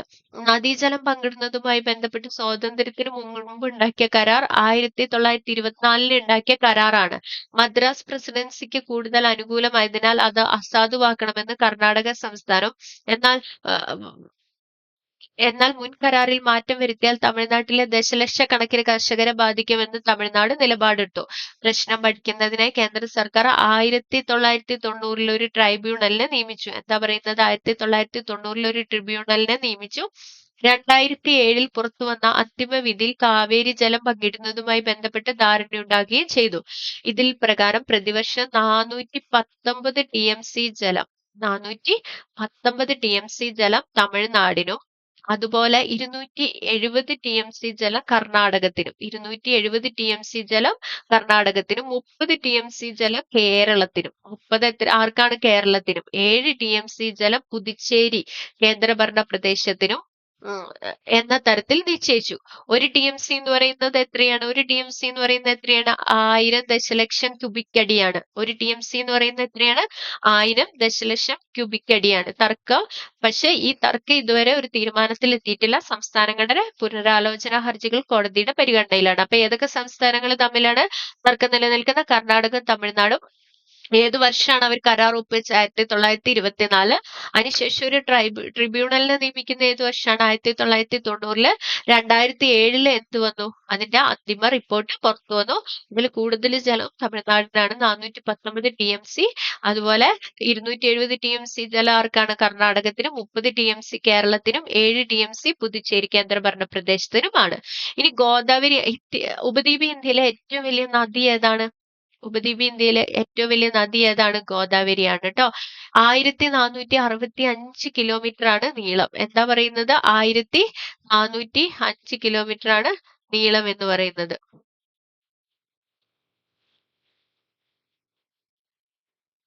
1405 കിലോമീറ്റർ ആണ് നീളം എന്ന് പറയുന്നത്. എത്ര കിലോമീറ്റർ? 1465 കിലോമീറ്റർ നീളവും 3.13 ലക്ഷം ചതുരശ്ര കിലോമീറ്റർ വിഷ്ടിപ്രദേശ വിസ്തൃതിയുള്ള ഈ നദിയെ ദക്ഷിണ ഗംഗ എന്നറിയപ്പെടുന്നു. അപ്പൊ ദക്ഷിണ ഗംഗ എന്നറിയപ്പെടുന്ന നദി ഏതാണ്? ഗോദാവരിയാണ്. ഗോദാവരിയുടെ നീളം എത്രയാണ്? 1465 കിലോമീറ്റർ ആണ്. ഇതിന്റെ വിസ്തൃതി എന്ന് പറയുന്നത് എത്രയാണ്? 3.13 ലക്ഷം ചതുരശ്ര കിലോമീറ്റർ ആണ്. കൃഷ്ണ, കാവേരി നദികളാണ് യഥാക്രമം വലിപ്പത്തിൽ 2, 3 സ്ഥാനത്തുള്ളത്. ഉപദ്വീപീയ നദികൾ നീരൊഴുക്ക് പൊതുവെ കാലിക സ്വഭാവം ഉള്ളവയാണ്. ഇനി വറ്റാതെ കാവേരി. ഉപദ്വീപിലെ മറ്റ് നദികളുമായി താരതമ്യം ചെയ്യുമ്പോൾ കാവേരി നദിയിൽ വർഷം മുഴുവൻ നീരൊഴുക്കിന് കാര്യമായി കുറവുണ്ടാവില്ല. ഉഷ്ണകാലത്ത് ഈ നദിയുടെ വൃഷ്ടി പ്രദേശത്ത് തെക്ക് പടിഞ്ഞാറൻ മൺസൂൺ മഴയും ശൈത്യകാലത്ത് വടക്ക് കിഴക്കൻ മൺസൂൺ മഴയും ലഭിക്കുന്നതാണ് ഇതിന് കാരണം. അപ്പൊ എന്താ പറയുന്ന, കാവേരി നദിക്ക് രണ്ട് മഴയിൽ സീസണിലും മഴ ലഭിക്കും. ഏതൊക്കെയാണത്? തെക്ക് പടിഞ്ഞാറൻ മൺസൂണിലും കിട്ടും, അതുപോലെ തന്നെ വടക്ക് കിഴക്കൻ മൺസൂൺ സമയത്ത് മഴ ലഭിക്കുന്നത് കാരണമാണ് കാവേരി നദി എന്ത് ചെയ്യാത്തത്, വറ്റിപ്പോകാത്തത്. ഇനി അടുത്തത് പടിഞ്ഞാറോട്ട് ഒഴുകുന്ന ഉപദ്വീപീയ നദികൾ ഏതൊക്കെയാ പടിഞ്ഞാറോട്ട് ഒഴുകുന്ന? നമ്മൾ നേരത്തെ പറഞ്ഞ പോലെ തന്നെ നർമ്മദയും താപ്തിയുമാണ് പടിഞ്ഞാറോട്ട് ഒഴുകുന്ന ഉപദ്വീപീയ നദികൾ അല്ലെ. ഇനി പശ്ചിമഘട്ടത്തിന്റെ പടിഞ്ഞാറേ ചെരുവിൽ നിന്ന് ഉത്ഭവിച്ച് പടിഞ്ഞാറൻ തീരസമതലങ്ങളിലൂടെ അതിവേഗ അറബിക്കടലിൽ പതിക്കുന്നവയാണ് ഏതൊക്കെ? നർമ്മദയും താപ്തി. അപ്പൊ അറബിക്കടലിൽ പതിക്കുന്ന രണ്ട് ഉപദ്വീപീയ നദികൾ ഏതൊക്കെയാണ്? നർമ്മദയും താപ്തി. അതുപോലെ തന്നെ ഉപദ്വീപീയ ഇന്ത്യയിൽ പടിഞ്ഞാറോട്ട് ഒഴുകുന്ന നദികളാണ് നർമ്മദയും താപ്തി. നർമ്മദ, താപ്തി എന്നീ നദികൾ മധ്യ ഉന്നത തടത്തിലെ എവിടെ നിന്നാണ് ഉത്ഭവിക്കുന്നത്? മധ്യ ഉന്നത തടത്തിലെ ഉയർന്ന പ്രദേശങ്ങളിൽ നിന്നാണ് ഉത്ഭവിക്കുന്നത്. മാർബിൾ ശിലകളിൽ കടഞ്ഞെടുത്ത ചെങ്കുത്തായ താഴ്വരയും ജബൽപൂരിന് സമീപമുള്ള ദുവാൻതാർ വെള്ളച്ചാട്ടവും സർദാർ സരോവർ വിവിധോദ്ദേശ നദീതട പദ്ധതി നർമ്മദാ നദിയെ ശ്രദ്ധേയമാക്കുന്നു. അപ്പൊ നർമ്മദാ നദിയിൽ എന്തൊക്കെയാണ് ഉള്ളത്? മാർബിൾ ശിലകളാൽ കടഞ്ഞെടുത്ത ചെങ്കുത്തായ താഴ്വരകൾ. അപ്പം നർമ്മദാ നദിയുടെ തീരത്ത് എന്താ ഉള്ളത്? മാർബിൾ ശിലകളാൽ കടഞ്ഞെടുത്തതാണ് കേട്ടോ, ഓർത്തു വെക്കണേ. അതുപോലെ തന്നെ ജബൽപൂരിന് സമീപത്തുള്ള ദുവാൻതാർ വെള്ളച്ചാട്ടം എവിടെ സ്ഥിതി ചെയ്യുന്നത്? നർമ്മദാ നദിയിലാണ്. അതുപോലെ വിവിധോദ്ദേശ പദ്ധതി ഏതാണ്? സർദാർ സരോവർ. ഇതും എവിടെ തന്നെയാണ്? നർമ്മദാ നദിയിലാണ്. ഇനി ഇവിടെ കൊടുത്തിരിക്കുന്നുണ്ട്, ഇതാണ് ദുവന്ത വെള്ളച്ചാട്ടം കേട്ടോ. ഇനി നർമ്മദയുടെ ഉത്ഭവം എവിടെ നിന്നാ? മധ്യപ്രദേശിലെ അമർകണ്ടക് കുന്നുകളിൽ നിന്നുമാണ്. എവിടെ നിന്നാ നർമ്മദാ നദി ഉത്ഭവിക്കുന്നത്? അമർകണ്ടക്കിലെ മധ്യപ്രദേശിലെ അമർകണ്ടക് കുന്നുകളിൽ നിന്നുമാണ് കേട്ടോ. അതുപോലെ തന്നെ പ്രധാന പോഷക നദികൾ ഏതൊക്കെയാണ്? ഹിരണും ബെഞ്ചാറും. നദീതടം ഉൾക്കൊള്ളുന്ന സംസ്ഥാനങ്ങൾ ഏതൊക്കെയാണ്? മധ്യപ്രദേശ്, മഹാരാഷ്ട്ര, ഗുജറാത്ത്. ഇനി താപ്തി ഉത്ഭവം ഏതാണ്? മുൾത്തായി മധ്യപ്രദേശ്. ഏതൊക്കെയാണ് പ്രധാന പോഷക നദികൾ? പൂർണ്ണ, ഗിർണ. ഏതൊക്കെയാണ് താപ്തി നദിയുടെ പോഷക നദികൾ? പൂർണ്ണ, ഗിർണ. മധ്യപ്രദേശ്, മഹാരാഷ്ട്ര, ഗുജറാത്ത് എന്നീ സംസ്ഥാനങ്ങളിലൂടെ ഒഴുകുന്ന നദിയാണ് ഏത്? താപ്തി. ഇപ്പൊ കിട്ടിയോ? നർമ്മദ ഉത്ഭവിക്കുന്നത് അമർകണ്ട് കുന്നുകളിൽ നിന്നാണ്. പ്രധാന പോഷക നദികൾ ഹിരൺ, ബഞ്ചാറ്. നദീതടം ഉൾക്കൊള്ളുന്ന സംസ്ഥാനം മധ്യപ്രദേശ്, മഹാരാഷ്ട്ര, ഗുജറാത്ത്. അതുപോലെ താപ്തി, മുൽത്തായി മധ്യപ്രദേശ്. പ്രധാന പോഷക നദികൾ ഏതൊക്കെയാണ്? പൂർണ്ണ, ഗിർണ. അതുപോലെ നദീതടം ഉൾക്കൊള്ളുന്ന സംസ്ഥാനങ്ങളോ? മധ്യപ്രദേശ്, മഹാരാഷ്ട്ര, ഗുജറാത്ത്. ഇനി നമ്മൾ നർമ്മദ ബച്ചാവൻ ആന്തോളനെ കുറിച്ച് കേട്ടിട്ടില്ല. എന്താ നർമ്മദ ബച്ചാവൻ ആന്തോളൻ എന്ന് പറയുന്നത്?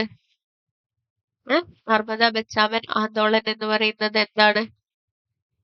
നർമ്മദ നദിയിൽ വലിയ ജലസംഭരണികൾ നിർമ്മിക്കുന്നതിനെതിരെ രൂപം കൊണ്ട ശക്തമായ ജനകീയ പ്രതിരോധമായിരുന്നു നർമ്മദ ബച്ചാവൻ ആന്തോളൻ എന്ന് പറയുന്നത്. എന്താ പറയുന്നത്? നർമ്മദ നദിയിൽ വലിയ ജലസംഭരണികൾ നിർമ്മിക്കുന്നതിനെതിരെ രൂപം കൊണ്ട ശക്തമായ ജനകീയ പ്രതിരോധമായിരുന്നു എന്ന് പറയുന്നത്? നർമ്മദ ബച്ചാവോ ആന്തോളൻ എന്ന് പറയുന്നത്. ഗുജറാത്തിലെ സർദാർ സരോവർ അണക്കെട്ടും നർമ്മദ അണക്കെട്ടും അടക്കമുള്ള വലുതും ചെറുതുമായ നിരവധി ഡാമുകൾ പ്രദേശത്തെ പരിസ്ഥിതി നാശത്തിന് കുടിയൊഴിപ്പിക്കലിനും കാരണമാകുന്നതോടെയാണ് പ്രക്ഷോഭം ആരംഭിക്കുന്നത്. എന്താ പറയുന്നത്? ഗുജറാത്തിലെ സർദാർ സരോവർ അണക്കെട്ടും അതുപോലെ തന്നെ നർമ്മദ അണക്കെട്ടും അടക്കമുള്ള വലുതും ചെറുതുമായ നിരവധി ഡാമുകൾ ഈ പ്രദേശത്തെ പരിസ്ഥിതി നാശത്തിനും കുടിയൊഴിപ്പിക്കലിനും കാരണമാകുന്നു. ഇതായിരുന്നു ഈ പ്രക്ഷോഭത്തിന്റെ കാരണം എന്ന് പറയുന്നത്. തദ്ദേശീയരായ ആദിവാസി ജനവിഭാഗങ്ങളും അതുപോലെ തന്നെ കർഷകരും പരിസ്ഥിതി പ്രവർത്തകരും മനുഷ്യാവകാശ പ്രവർത്തകരും ഈ പ്രക്ഷോഭത്തിൽ കൈകോർത്തു. 1994 മുതൽ 1999 വരെ ഈ പദ്ധതിയുടെ നിർമ്മാണ പ്രവർത്തനങ്ങൾ നിർത്തിവെക്കുന്നതായി ലോകബാങ്ക് അടക്കമുള്ള നിക്ഷേപകരെ പിന്തിരിപ്പിക്കാനായതും പദ്ധതിയെ സംബന്ധിച്ച് പുനർചിന്തനവും ഈ പ്രക്ഷോഭത്തിന്റെ നേട്ടങ്ങളാണ്. അപ്പൊ ഈ കുടിയൊഴിപ്പിക്കലിനും ഒക്കെ എതിരായിട്ട് നടത്തിയ ഒരു പ്രക്ഷോഭമായിരുന്നു ഏത് എന്ന് പറയുന്നത്? നർമ്മദ ബച്ചാവോ ആന്തോളൻ എന്ന് പറയുന്നത്. ഇനി അടുത്തതായിട്ട് ഇപ്പൊ നമ്മൾ ഇത്രയും നേരം കണ്ടത് ബംഗാൾ ഉൾക്കടൽ പതിക്കുന്ന ഉപദ്വീപീയ നദികൾ, അതുപോലെ അറബിക്കടലിൽ പതിക്കുന്ന ഉപദ്വീപീയ നദികൾ, ഇതൊക്കെയല്ലേ. ഇനി നമ്മൾ അടുത്തതായിട്ട് കാണാൻ പോകുന്നത് ഗംഗാ നദിയിലേക്ക് എത്തുന്ന ഉപദ്വീപീയ നദികളാണ് കേട്ടോ. മാൾബ പീഠഭൂമിയിലെ ഉയർന്ന പ്രദേശങ്ങളിൽ നിന്ന് ഉത്ഭവിച്ച് വടക്കോട്ടൊഴുകി യമുനാ നദിയിലേക്കും നേരിട്ട് ഗംഗാ നദിയിലേക്കും വന്നുയരുന്ന പ്രധാന നദികളെ കുറിച്ചിട്ടാണ് പറയുന്നത്.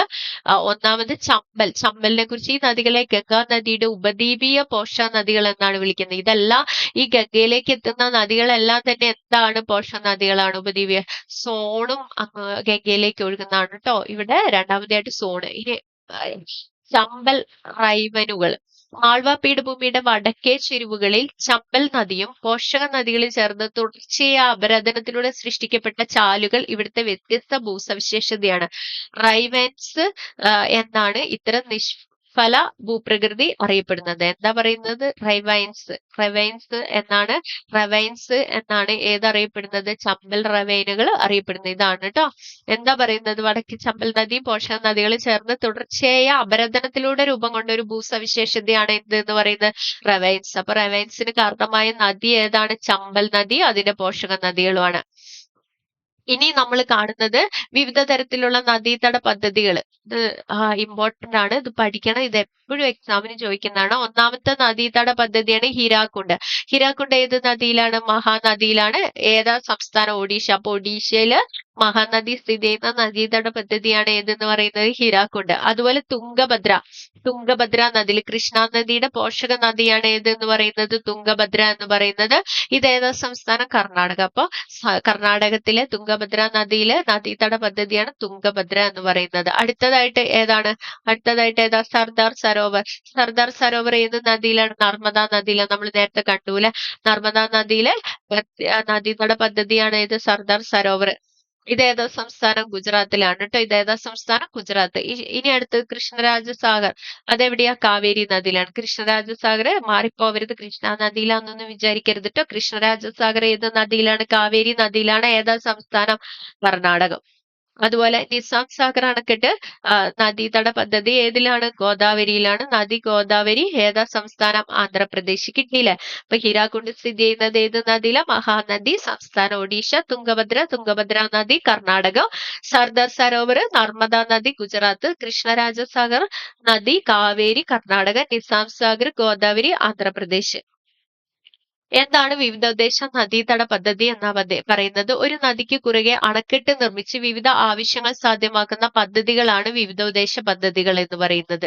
എന്താ വിവിധോദ്ദേശ നദീതട പദ്ധതികൾ എന്ന് പറയുന്നത്? ഒരു നദിക്ക് കുറുകെ അണക്കെട്ട് നിർമ്മിച്ച് വിവിധ ആവശ്യങ്ങൾ സാധ്യമാക്കുന്ന പദ്ധതിയാണ് വിവിധോദ്ദേശ നദീതട പദ്ധതി എന്ന് പറയുന്നത്. വെള്ളപ്പൊക്ക നിയന്ത്രണം, ജലസേചനം, ജലവൈദ്യുതോൽപാദനം, ഉൾനാടൻ ജലഗതാഗതം, മത്സ്യബന്ധനം, വിനോദസഞ്ചാരം തുടങ്ങിയവയാണ് ഇത്തരം പദ്ധതികളുടെ ചില ഉദ്ദേശങ്ങൾ. എന്തൊക്കെ പറയുന്നത്? വെള്ളപ്പൊക്ക നിയന്ത്രണം, ജലസേചനം, ജലവൈദ്യുതോൽപാദനം, ഉൾനാടൻ ജലഗതാഗതം, മത്സ്യബന്ധനം, വിനോദസഞ്ചാരം തുടങ്ങിയവയാണ് ഇത്തരം പദ്ധതികളുടെ ചില പ്രധാന ഉദ്ദേശങ്ങൾ. ഇതാണ് കേട്ടോ സർദാർ സരോവർ ഡാം.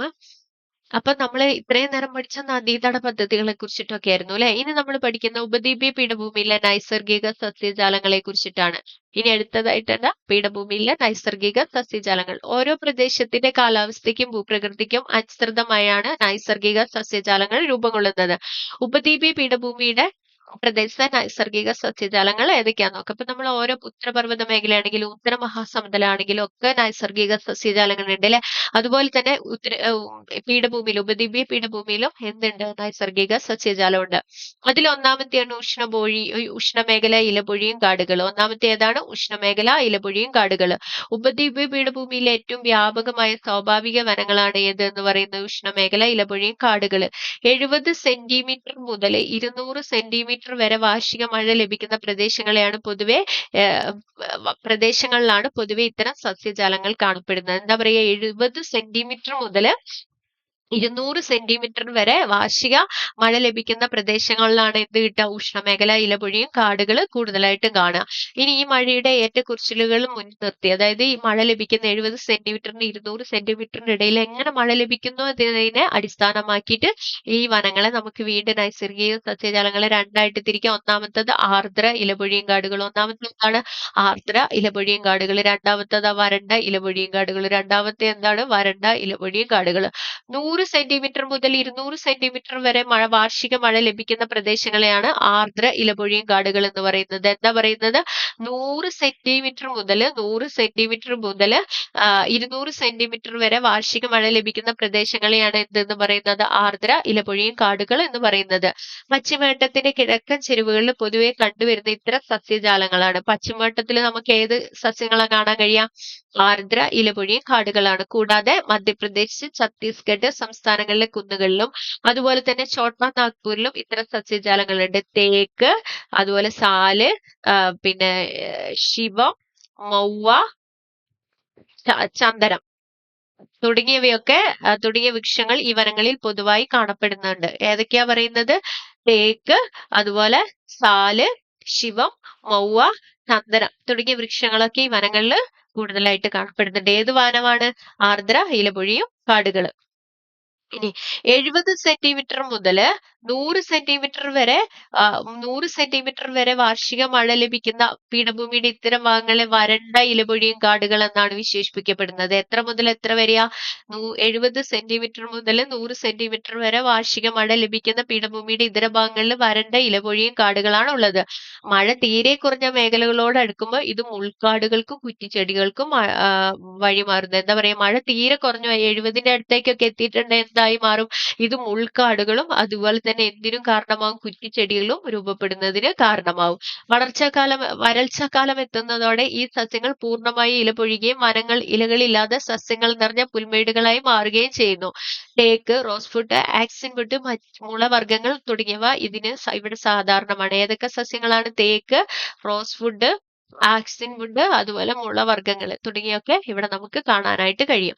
ഇനി അടുത്തതായിട്ടാണ് ഉഷ്ണമേഖലാ മുൾക്കാടുകൾ. അടുത്തത് ഏതാണ്? ഉഷ്ണമേഖലാ മുൾക്കാട്. 75 സെന്റിമീറ്ററിൽ താഴെ വാർഷിക മഴ ലഭിക്കുന്നതും ഉയർന്ന താപനിലയുള്ളതുമായ പ്രദേശങ്ങളിലാണ് ഉഷ്ണമേഖലാ മുൾക്കാടുകൾ കാണപ്പെടുന്നത്. അങ്ങിങ്ങായി ഉയരം കുറഞ്ഞ മരങ്ങൾ കാണപ്പെടുന്നു. അക്കേഷ്യ, യൂഫോർബിയ, ഈന്തപ്പന, ചിലയിനം പുൽവർഗ്ഗങ്ങൾ തുടങ്ങിയവയാണ് പ്രധാന സസ്യങ്ങൾ. പശ്ചിമഘട്ടത്തിന്റെ കിഴക്കായി മഹാരാഷ്ട്ര, കർണാടകം എന്നീ സംസ്ഥാനങ്ങളുടെ അർദ്ധമരു പ്രദേശങ്ങളിലും ആന്ധ്രാപ്രദേശ്, തെലങ്കാന, തമിഴ്നാട് സംസ്ഥാനങ്ങളിലെ വരണ്ട പ്രദേശങ്ങളിലും ഇത്തരം സസ്യജാലങ്ങളാണുള്ളത്. എവിടേക്കാണുള്ളത്? പശ്ചിമഘട്ടത്തിന്റെ കിഴക്കായി മഹാരാഷ്ട്ര, കർണാടകം എന്നീ സംസ്ഥാനങ്ങളുടെ അർദ്ധമരു പ്രദേശങ്ങളിലും അതുപോലെ തന്നെ ആന്ധ്രാപ്രദേശ്, തെലങ്കാന, തമിഴ്നാട് സംസ്ഥാനങ്ങളിലെ വരണ്ട പ്രദേശങ്ങളിലും ഇത്തരം സസ്യജാലങ്ങളാണ് നമുക്ക് കാണാനുള്ളത്. അപ്പൊ ഉഷ്ണമേഖലാ മഴക്കാടുകൾ എത്ര വരെ വാർഷിക മഴ ലഭിക്കുന്നത്? 75 സെന്റിമീറ്ററിൽ താഴെ. ഇനി അടുത്തത് ദക്ഷിണ പർവ്വത വനങ്ങൾ. ദക്ഷിണ പർവ്വത വനങ്ങൾ എന്താണ്? പീഠഭൂമിയിലെ ഉയർന്ന പ്രദേശങ്ങളായ പശ്ചിമഘട്ട, അതുപോലെ വിന്ധ്യാനിരകൾ, നീലഗിരി കുന്നുകൾ എന്നിവിടങ്ങളിൽ കാണപ്പെടുന്ന സസ്യജാലങ്ങളെ പൊതുവിൽ ദക്ഷിണ പർവ്വത വനങ്ങൾ എന്നീ വിഭാഗത്തിൽ ഉൾപ്പെടുത്താം. ഇവിടെ 1500 മീറ്ററിൽ കൂടുതൽ ഉയരമുള്ള ഇടങ്ങളിൽ മിതോഷ്ണ സസ്യജാലങ്ങളും താഴേക്ക് വരുമ്പോൾ ഉപോഷ്ണ സസ്യജാലങ്ങളും കാണപ്പെടുന്നു. എന്താ പറയുന്നത്?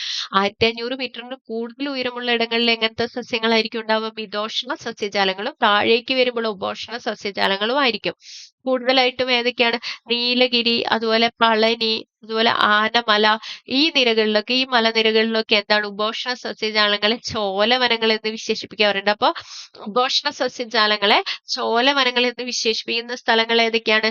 നീലഗിരി, പളനി, ആനമല തുടങ്ങിയവയൊക്കെയാണ്. അപ്പൊ ഇത്രയാണ് നൈസർഗിക സസ്യജാലങ്ങളെ കുറിച്ച് പഠിക്കാനുള്ളത്. അപ്പൊ നമ്മൾ എന്തൊക്കെയാണ്? ഒന്ന്, ഉഷ്ണമേഖല ഇലപൊഴിയും കാടുകൾ. ഉഷ്ണമേഖല ഇലപൊഴിയും കാടുകളെ എത്രയായിട്ട് നമ്മൾ തിരിച്ചു? ആർദ്ര ഇലപൊഴിയും കാടുകളും വരണ്ട ഇലപൊഴിയും കാടുകളും. അതിനുശേഷം നമ്മൾ നോക്കിയത് ഉഷ്ണമേഖല മുൾക്കാടുകളായിരുന്നു. അതിനുശേഷം ദക്ഷിണ പർവ്വത വനങ്ങൾ. ഇനി നമ്മൾ നോക്കുന്നത് ഉപദ്വീപീയ പീഠഭൂമിയിലെ മണ്ണിനങ്ങളാണ്. ഉപദ്വീപീയ പീഠഭൂമിയിൽ കാണപ്പെടുന്ന മണ്ണിനങ്ങളേറെയും തനതിനടുത്ത് രൂപപ്പെട്ടതാണ്. അതായത് ഉപദ്വീപീയ പീഠഭൂമിയിൽ തന്നെ രൂപപ്പെട്ടതാണ്. ഇവിടെ കാണപ്പെടുന്ന മണ്ണിനങ്ങളെ കറുത്ത മണ്ണ്, ചെമ്മണ്ണ്, ലാറ്ററൈറ്റ് മണ്ണ്, പർവ്വത മണ്ണ് എന്നിങ്ങനെ തിരിക്കുക. ഏതൊക്കെയാ? കറുത്ത മണ്ണ്, അതുപോലെ തന്നെ ചെമ്മണ്ണ്, അതുപോലെ ലാറ്ററൈറ്റ് മണ്ണ്, പർവ്വത മണ്ണ് എന്നിങ്ങനെ തിരിക്കാം. തനതിട മണ്ണിനങ്ങളും വഹിച്ചുകൊണ്ടുവരുന്ന മണ്ണിനങ്ങളും. ഓരോ പ്രദേശത്തിലെ ശിലകളിൽ നിന്ന് രൂപപ്പെട്ട അതിലടങ്ങി തന്നെ നിലനിൽക്കുന്ന മണ്ണിനങ്ങളാണ് ഏതെന്ന് പറയുന്നത്? തനതിട മണ്ണിനങ്ങൾ എന്ന് പറയുന്നത്. അതായത് ആ പ്രദേശത്ത് തന്നെ ശിലകളിൽ നിന്ന് രൂപപ്പെട്ടുണ്ടാവുന്ന മണ്ണിനങ്ങളെയാണ് എന്തെന്ന് പറയും? ഇൻസിറ്റു സോയിൽസ് അഥവാ തനതിട മണ്ണിനങ്ങൾ എന്ന് പറയുന്നത്. അതിന് ഉദാഹരണമാണ് കറുത്ത മണ്ണ് അല്ലെങ്കിൽ റിഗർ മണ്ണ്. എന്നാൽ നദികളോ കാറ്റുകളോ ഒക്കെ നീക്കം ചെയ്യപ്പെട്ട് മറ്റു പ്രദേശങ്ങളിൽ നിക്ഷേപിച്ച് കാണുന്ന മണ്ണിനങ്ങളെ നമ്മൾ എന്തെന്ന് പറയുന്നു? വഹിച്ചു കൊണ്ടുവരുന്ന നദികൾ വഹിച്ചു കൊണ്ടുവരുന്ന മണ്ണിനങ്ങളെയാണ് എന്ന് പറയുന്നത്? എന്ന് പറയുന്നത്? ആ,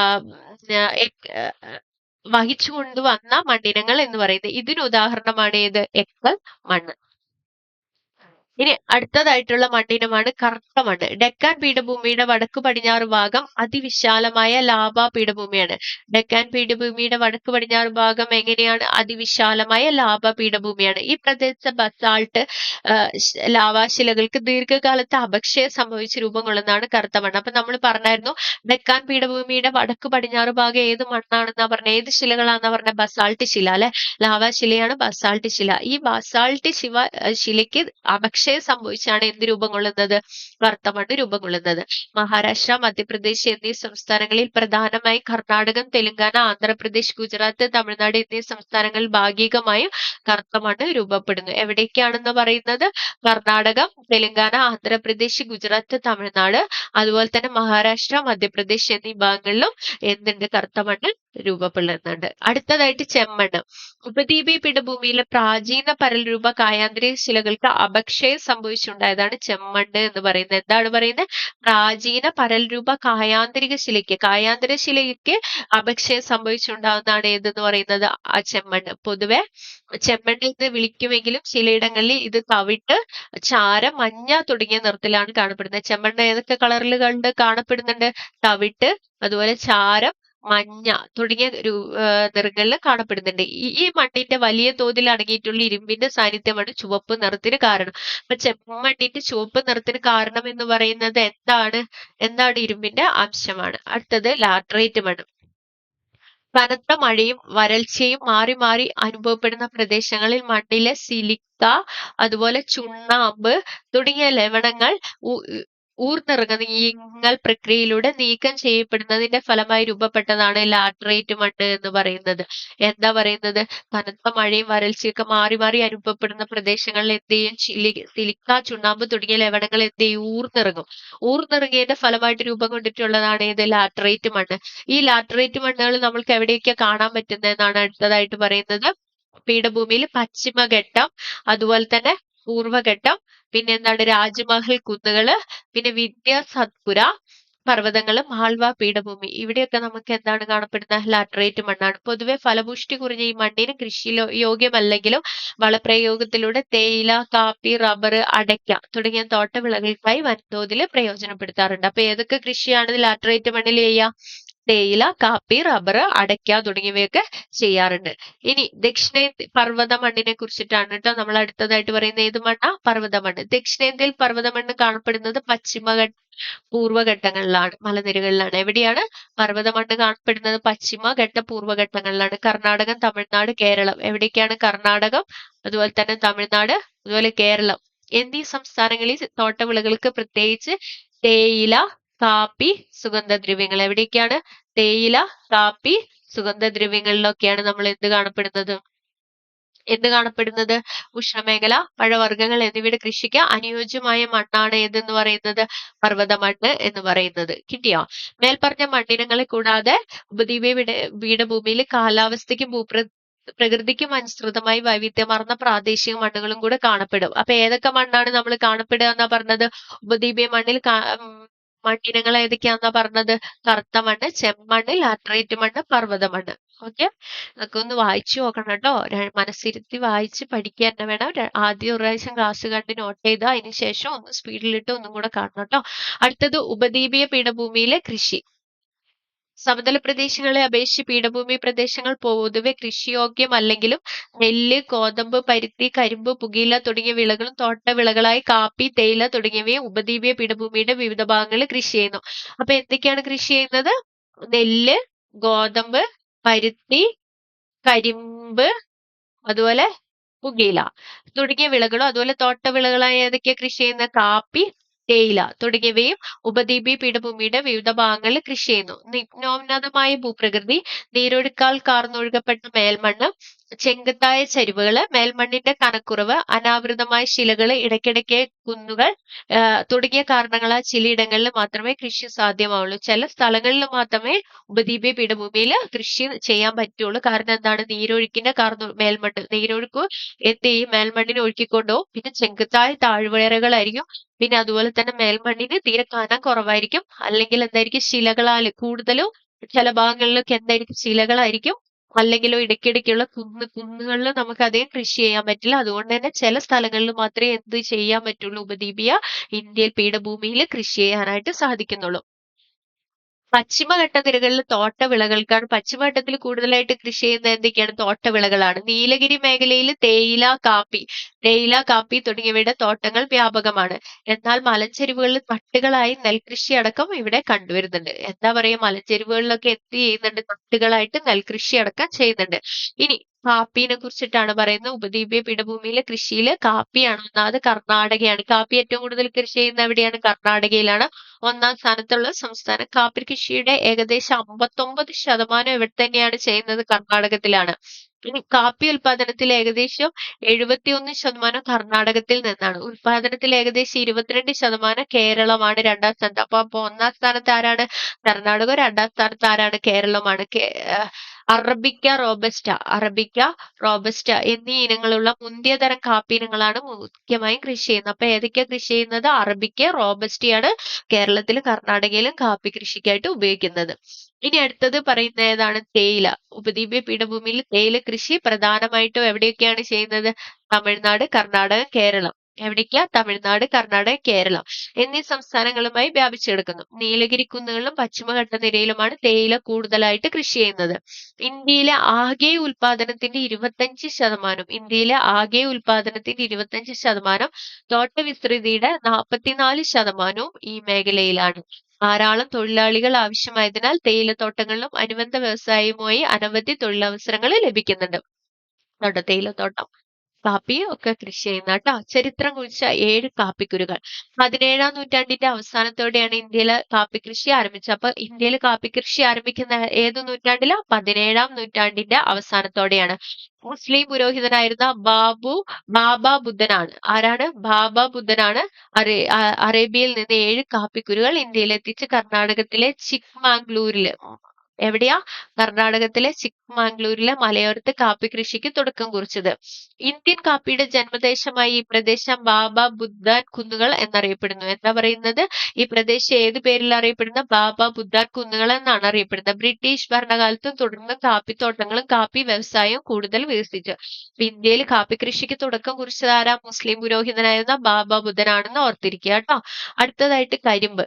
ഉത്തരേന്ത്യൻ സമതലങ്ങളിലാണ് കൂടുതൽ കരിമ്പ് കൃഷി ഉള്ളതെങ്കിലും കരിമ്പ് കൃഷിക്ക് ഏറ്റവും അനുകൂലമായ കാലാവസ്ഥയുള്ളത് ഡെക്കാൻ പീഠഭൂമിയിലാണ്. ഏറ്റവും കൂടുതൽ ഉപദ്വീപീയ പീഠഭൂമിയിൽ ഏറ്റവും കൂടുതൽ കരിമ്പ് കൃഷിക്ക് അനുയോജ്യമായ സ്ഥലം ഏതാണ്? ഡെക്കാൻ പീഠഭൂമി ആണ്. ഡെക്കാൻ എന്തൊക്കെ കാരണം കൊണ്ടാണ് കരിമ്പ് കൃഷി ചെയ്യുന്നതെന്നാ പറയുന്നത്?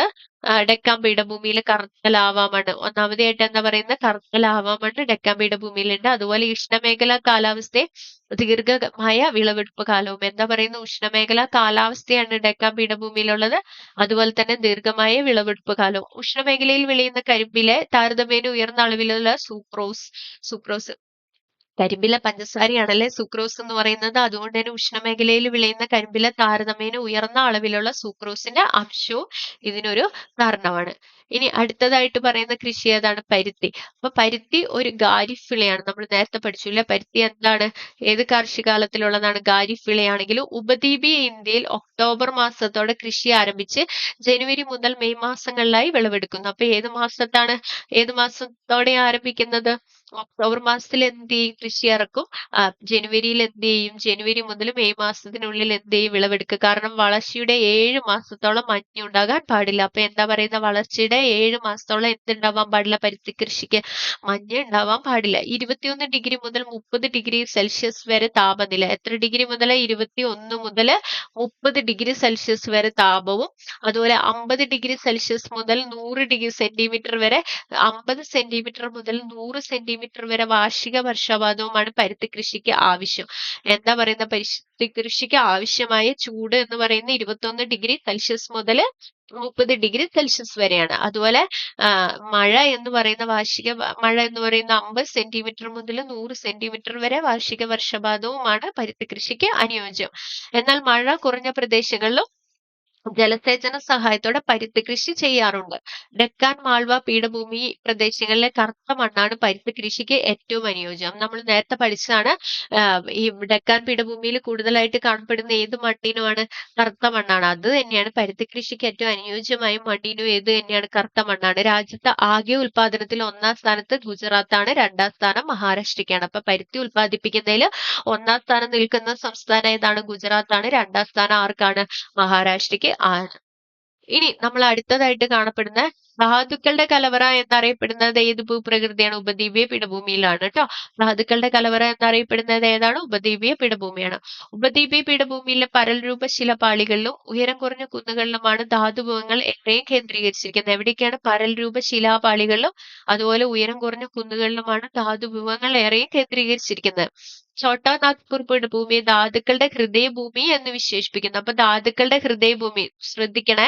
ധാതുക്കളുടെ ഹൃദയഭൂമി എന്നറിയപ്പെടുന്നത് ഏതാണ്? ഛോട്ടാ നാഗ്പൂർ പീഠഭൂമിയാണ്. ജാർഖണ്ഡ്, അതുപോലെ പശ്ചിമ ബംഗാള്, ഒഡീഷ. ഏതൊക്കെയാ? ജാർഖണ്ഡ്, പശ്ചിമ ബംഗാൾ, ഒഡീഷ സംസ്ഥാനങ്ങളിലായി വ്യാപിച്ചെടുക്കുന്ന ഛോട്ടാ നാഗ്പൂർ ഒഡീഷ പീഠഭൂമിയാണ് ഇന്ത്യയിലെ ഏറ്റവും സമ്പന്നമായ ധാതു മേഖല. അപ്പൊ ഇന്ത്യയിലെ ഏറ്റവും സമ്പന്നമായ ധാതു മേഖല എന്ന് പറയുന്നത് ഏതൊക്കെയാണ്? ഛോട്ടാ നാഗ്പൂർ ഒഡീഷ പീഠഭൂമിയാണ്. ഇന്ത്യയിലെ ഏറ്റവും സമ്പന്നമായ ധാതു മേഖല ഛോട്ടാ നാഗ്പൂർ ഒഡീഷ പീഠഭൂമിയാണ്. ഇനി കൽക്കരി, ഇരുമ്പയിര്, മാംഗനീസ്, മൈക്ക, ബോക്സൈറ്റ്, ചെമ്പ് തുടങ്ങിയ ധാരാളം അലോഹ ധാതുക്കളുടെ സമൃദ്ധമാണ് ഇവിടെ. എന്താ പറയുന്നത്? കൽക്കരി ഉണ്ട്, അതുപോലെ ഇരുമ്പയിര്, മാംഗനീസ്, മൈക്ക, ബോക്സൈറ്റ്, ചെമ്പ് തുടങ്ങിയ ധാരാളം അലോഹ ധാതുക്കൾ എവിടെ ലഭിക്കും? ഉപദ്വീപീയ പീഠഭൂമിയിൽ ലഭിക്കും. ധാതുഭവങ്ങളുടെ ലഭ്യതയ്ക്ക് അനുസരിച്ച് ഉപദ്വീപീയ പീഠഭൂമിയെ വിവിധ ധാതുമേഖലകളായിട്ട് തിരിക്കുന്നുണ്ടോ? ചിത്രത്തിൽ കൊടുത്തിരിക്കുന്നുണ്ട്. ഇരുമ്പയിര് ഖനിയാണ്. ഇതാണ് കൽക്കരി ഖനി എന്ന് പറയുന്നത്. ഇനി എങ്ങനെയൊക്കെയാണ് തിരിക്കുന്നത് എന്നാ പറയുന്നത്? ഒന്ന് വടക്ക് കിഴക്കൻ പീഠഭൂമി പ്രദേശം. ഒന്നാമത്തെ ഏതാണ്? വടക്ക് കിഴക്കൻ പീഠഭൂമി പ്രദേശം. ഏറ്റവും വലിയ ധാതു മേഖലയാണ് ഛോട്ടാ നാഗ്പൂർ ഒഡീഷ പീഠഭൂമികൾ. നമ്മൾ നേരത്തെ കണ്ടുപോലെ ഏറ്റവും വലിയ ധാതു മേഖല ഏതാണ്? ഛോട്ടാ നാഗ്പൂർ ഒഡീഷ പീഠഭൂമികൾ. ജാർഖണ്ഡ്, പശ്ചിമ ബംഗാൾ, ഒഡീഷ എന്നീ സംസ്ഥാനങ്ങളിലായി ഈ മേഖല വ്യാപിച്ചു കിടക്കുന്നു. ഇവിടെ നമുക്ക് ഏറ്റവും കൂടുതൽ കിട്ടുന്ന എന്തൊക്കെയാണ്? കൽക്കരി, ഇരുമ്പയിര്, മാംഗനീസ്, അബ്രം, ബോക്സൈറ്റ്, ചെമ്പ് തുടങ്ങിയവയാണ് ഖനനം ചെയ്യുന്നത്. ഏതൊക്കെയാണ്? കൽക്കരി, ഇരുമ്പയിര്, മാംഗനീസ്, അബ്രം, ബോക്സൈറ്റ് എന്നിവയൊക്കെ ഖനനം ചെയ്തെടുക്കുന്ന മേഖലയാണ് ഏതെന്ന് പറയുന്നത്? വടക്ക് കിഴക്കൻ പീഠഭൂമി പ്രദേശം എന്ന് പറയുന്നത്. അടുത്തതായിട്ട് ഏതാണ്? മധ്യമേഖല. രണ്ടാമത്തെ മേഖല ഏതാണ്? മധ്യമേഖല. ഛത്തീസ്ഗഡ്, മധ്യപ്രദേശ്, തെലങ്കാന, ആന്ധ്രാപ്രദേശ്, മഹാരാഷ്ട്ര എന്നീ സംസ്ഥാനങ്ങളിലായി വ്യാപിച്ചെടുക്കുന്ന മധ്യമേഖലയിൽ മാംഗനീസ്, ബോക്സൈറ്റ്, ചുണ്ണാമ്പ് കല്ല്, മാർബിള്, കൽക്കരി, അബ്രം, ഇരുമ്പയിര്, ഗ്രാഫൈറ്റ് തുടങ്ങിയ ധാതുക്കൾ സുലഭമാണ്. എന്താ പറയുന്നത്? മധ്യമേഖല ഏതൊക്കെ സംസ്ഥാനങ്ങളിലാണ്? ഛത്തീസ്ഗഡ്, മധ്യപ്രദേശ്, തെലങ്കാന, ആന്ധ്രാപ്രദേശ്, മഹാരാഷ്ട്ര. ഇനി മധ്യമേഖലയിൽ ഏറ്റവും കൂടുതലുള്ള ധാതുക്കൾ ഏതൊക്കെയാണ്? മാംഗനീസ്, ബോക്സൈറ്റ്, ചുണ്ണാമ്പ് കല്ല്, മാർബിള്, കൽക്കരി, അബ്രം, ഇരുമ്പയിര്, ഗ്രാഫൈറ്റ് തുടങ്ങിയവയാണ്. ഇനി മൂന്നാമതായിട്ട് എന്താ പറയുന്നത്? ദക്ഷിണ മേഖല. ദക്ഷിണ മേഖല എവിടെയാണ്? കർണാടക പീഠഭൂമിയും അതിനോട് ചേർന്ന് സ്ഥിതി ചെയ്യുന്ന തമിഴ്നാടിന്റെ ഭാഗങ്ങളും. എവിടേക്കാ? കർണാടക പീഠഭൂമിയും അതുപോലെ തന്നെ തമിഴ്നാടിനോട് ചേർന്ന് കിടക്കുന്ന തമിഴ്നാടിനോടിന്റെ ഭാഗങ്ങൾ ഉൾപ്പെട്ട ഈ മേഖലയിൽ കൂടുതലായിട്ട് ഏതൊക്കെ ധാതുക്കളാണ് ഉള്ളത്? ഇരുമ്പയിര്, ബോക്സൈറ്റ്, ലിഗ്നൈറ്റ്. ഏതൊക്കെയാ ഉള്ളത്? ഇരുമ്പയിര്, ബോക്സൈറ്റ്, ലിഗ്നൈറ്റ് തുടങ്ങിയവയാണ്. അടുത്തത് തെക്ക് പടിഞ്ഞാറൻ മേഖല. അടുത്തത് ഏതാണ്? തെക്ക് പടിഞ്ഞാറൻ മേഖല. പടിഞ്ഞാറൻ കർണാടകവും ഗോവയും ചേർന്ന ഈ മേഖലയിൽ ഇരുമ്പയിര്, കളിമണ്ണ് തുടങ്ങിയവ ധാരാളമായി കാണപ്പെടുന്നു. ഏതൊക്കെയാ പറയുന്നത്? പടിഞ്ഞാറൻ കർണാടകയും ഗോവയും ചേർന്ന ഈ മേഖലയിൽ ഇരുമ്പയിര്, കളിമണ്ണ് തുടങ്ങിയവ ധാരാളമായി കാണപ്പെടുന്നു. ഇനി അഞ്ചാമതായിട്ട് എന്താ പറയുന്നത്? വടക്ക് പടിഞ്ഞാറൻ മേഖല. രാജസ്ഥാനിലെ ആരവല്ലി നിരയും അതിനോട് ചേർന്ന് സ്ഥിതി ചെയ്യുന്ന ഗുജറാത്തിന്റെ ഭാഗങ്ങളും ചെമ്പ്, ഈയം, സിങ്ക്, യുറേനിയം, മൈക്ക തുടങ്ങിയവയാലും സമ്പന്നമാണ്. എന്തൊക്കെയാ പറയുന്നത്? രാജസ്ഥാനിലെ ആരവല്ലി നിരയും ഇതിനോട് ചേർന്ന് സ്ഥിതി ചെയ്യുന്ന ഗുജറാത്തിന്റെ ഭാഗങ്ങളും അതുമാണ് വടക്ക് പടിഞ്ഞാറ് മേഖല കാണപ്പെടുന്നത്. ഇവിടുത്തെ പ്രധാന ധാതുക്കൾ ഏതൊക്കെയാണ്? ചെമ്പ്, ഈയം, സിങ്ക്, യുറേനിയം, മൈക്ക തുടങ്ങിയവയാണ്. അപ്പൊ നമ്മൾ ഇത്രയും നേരം കണ്ടത് ഏതൊക്കെയാണ് ധാതു മേഖലകളായി ഉപദ്വീപീയ പീഠഭൂമിയിലെ വിവിധ ധാതു മേഖലകൾ ഏതൊക്കെയാണെന്നാണ്. ഒന്നാമതായിട്ട് നമ്മൾ പറഞ്ഞ എന്താ വടക്കിഴക്കൻ പീഠഭൂമി, രണ്ടാമതായിട്ട് മധ്യ മേഖല, മൂന്നാമതായിട്ട് ദക്ഷിണ മേഖല, 4 തെക്ക് പടിഞ്ഞാറ് മേഖല, 5 വടക്ക് പടിഞ്ഞാറ് മേഖല. ഇതാണ് കേട്ടോ. ഇതുണ്ടോ ഇത് കൊടുത്തിരിക്കുന്നത് നിങ്ങളൊന്ന് നോക്കണം കേട്ടോ. ഈ ഭൂപടം ഇതിൽ ഓരോന്നും കൊടുത്തിട്ടുണ്ട്. പെട്രോളിയം, പ്രകൃതിവാതകം, മൈക്ക എവിടെയാണ് കൂടുതലായിട്ട്? ഇത് ഇവിടെയൊക്കെ ആയിട്ടാണ് മൈക്ക കേട്ടോ. ബീഹാർ, ജാർഖണ്ഡ് ഭാഗങ്ങളിലൊക്കെ ആയിട്ടാണ് മൈക്ക. അതുപോലെ ഇരുമ്പ് കൂടുതൽ ഇതുണ്ടോ ഒഡീഷയുടെ ചില ഭാഗങ്ങളിലൊക്കെ ഇരുമ്പ് നിക്ഷേപം ഉള്ളത് എവിടെയൊക്കെയാണ് ഇതൊക്കെ കൊടുത്തിട്ടുണ്ട്. മാഗ്നീസ് എവിടെയാണ്? പിന്നെ ചിപ്സം, സ്വർണ്ണം എവിടെയാ? ഇതാ സ്വർണം കർണാടകയിലൊക്കെ അല്ലേ കൂടുതലുള്ളത്. അതൊക്കെ നോക്കി വെക്കണം കേട്ടോ. ഇത് ഈ ഭാഗങ്ങളിലൊക്കെ ആയിട്ടാണ് കൂടുതലുള്ളത്. അതുപോലെ ചെമ്പ് ഖനികളൊക്കെ എവിടെയാണ്? ദേ ഇവിടെയൊക്കെ ചെമ്പ് ഖനികളൊക്കെ ഉണ്ട്. അതൊക്കെ ഒന്ന് നോക്കി വെക്കണം കേട്ടോ. ഇനി ഉപദ്വീപീയ പീഠഭൂമിയിലെ ജനജീവിതം. ഉപദ്വീപീയ പീഠഭൂമിയിൽ മിതമായ ജനസംഖ്യ മാത്രമാണുള്ളത്. എന്താ പറയുക? മിതമായ ജനസംഖ്യയാണുള്ളത്. പൊതുവെ കൃഷിയോഗ്യമല്ലാത്ത ഭൂപ്രകൃതിയും വൻകര കാലാവസ്ഥയും കാരണം ആദ്യകാലങ്ങളിൽ ഉപദ്വീപീയ പീഠഭൂമിയിൽ ജനവാസം പരിമിതമായിരുന്നു.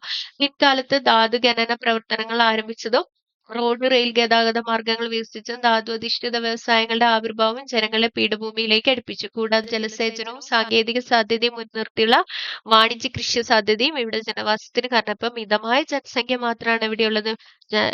ഉപദ്വീപീയ പീഠഭൂമിയിലുള്ളത്. ഇനി സംസ്ഥാന തലസ്ഥാനങ്ങളായും ഖനന വ്യവസായ മേഖലകളും കേന്ദ്രീകരിച്ച് വൻ നഗരങ്ങൾ തന്നെ ഉണ്ടായതുണ്ടോ. കേരളത്തിന്റെ തലസ്ഥാനം തിരുവനന്തപുരം, അതുപോലെ കോയമ്പത്തൂര്, ചെന്നൈ, കർണാടകയിലെ ബാംഗ്ലൂര്, പനാജി, പിന്നെ പൂനെ, നാസിക്, മുംബൈ, സൂററ്റ് ഇതുപോലുള്ള എല്ലാ തലസ്ഥാന നഗരങ്ങളെയും എന്ത് ചെയ്തു? ഉപദ്വീപീയ പീഠഭൂമിയിലെ പ്രധാന നഗരങ്ങളൊക്കെയാണ് കൊടുത്തിരിക്കുന്നത്. ഇതെല്ലാം തമ്മിൽ എന്ത് ചെയ്തു? ഖനന വ്യവസായ മേഖലകളും സംസ്ഥാന തലസ്ഥാനങ്ങളൊക്കെ ആയിട്ട് ബന്ധിപ്പിച്ചു. അപ്പൊ ഇത്രയാണ് നമുക്ക് ഈ ഉപദ്വീപീയ പീഠഭൂമിയിൽ ഭൗതിക വിഘാതങ്ങളെ മാനവശേഷി വികസനത്തിലൂടെ തരണം ചെയ്യുക, അസാധ്യമായിരുന്നത് സാധ്യമാക്കുകയും ചെയ്യുന്ന മനുഷ്യാധ്വാനത്തിന്റെ ദൃഷ്ടാന്തമാണ് ഉപദ്വീപീയ പീഠഭൂമി. അപ്പൊ ഉപദ്വീപീയ പീഠഭൂമി എന്ന് പറയുന്ന ഈ ഒരു ചാപ്റ്ററിൽ നമ്മൾക്ക് ഒരുപാട് കാര്യങ്ങൾ പഠിക്കാൻ കഴിഞ്ഞു. നദികളെ കുറിച്ച് പഠിച്ചു, നൈസർഗിക സസ്യജാലങ്ങള്, കാലാവസ്ഥ, മണ്ണിനങ്ങൾ എല്ലാം നമ്മൾ നോക്കി. നിങ്ങൾ ഈ 3 ഭൂപ്രകൃതി വിഭാഗങ്ങളും 3 ചാപ്റ്ററുകളും ജോഗ്രഫിയുടെ 9ാം ക്ലാസ്സിലെ 3 ചാപ്റ്ററുകളും നന്നായിട്ട് ഓരോന്നും കമ്പയർ ചെയ്ത് പഠിക്കുക. അപ്പൊ നിങ്ങൾക്ക് കൂടുതൽ കമ്പാരിസൺ ആയിരിക്കും ചാപ്റ്റർ കൂടുതൽ നിങ്ങൾക്ക് മനസ്സിലാക്കുന്നതിനും.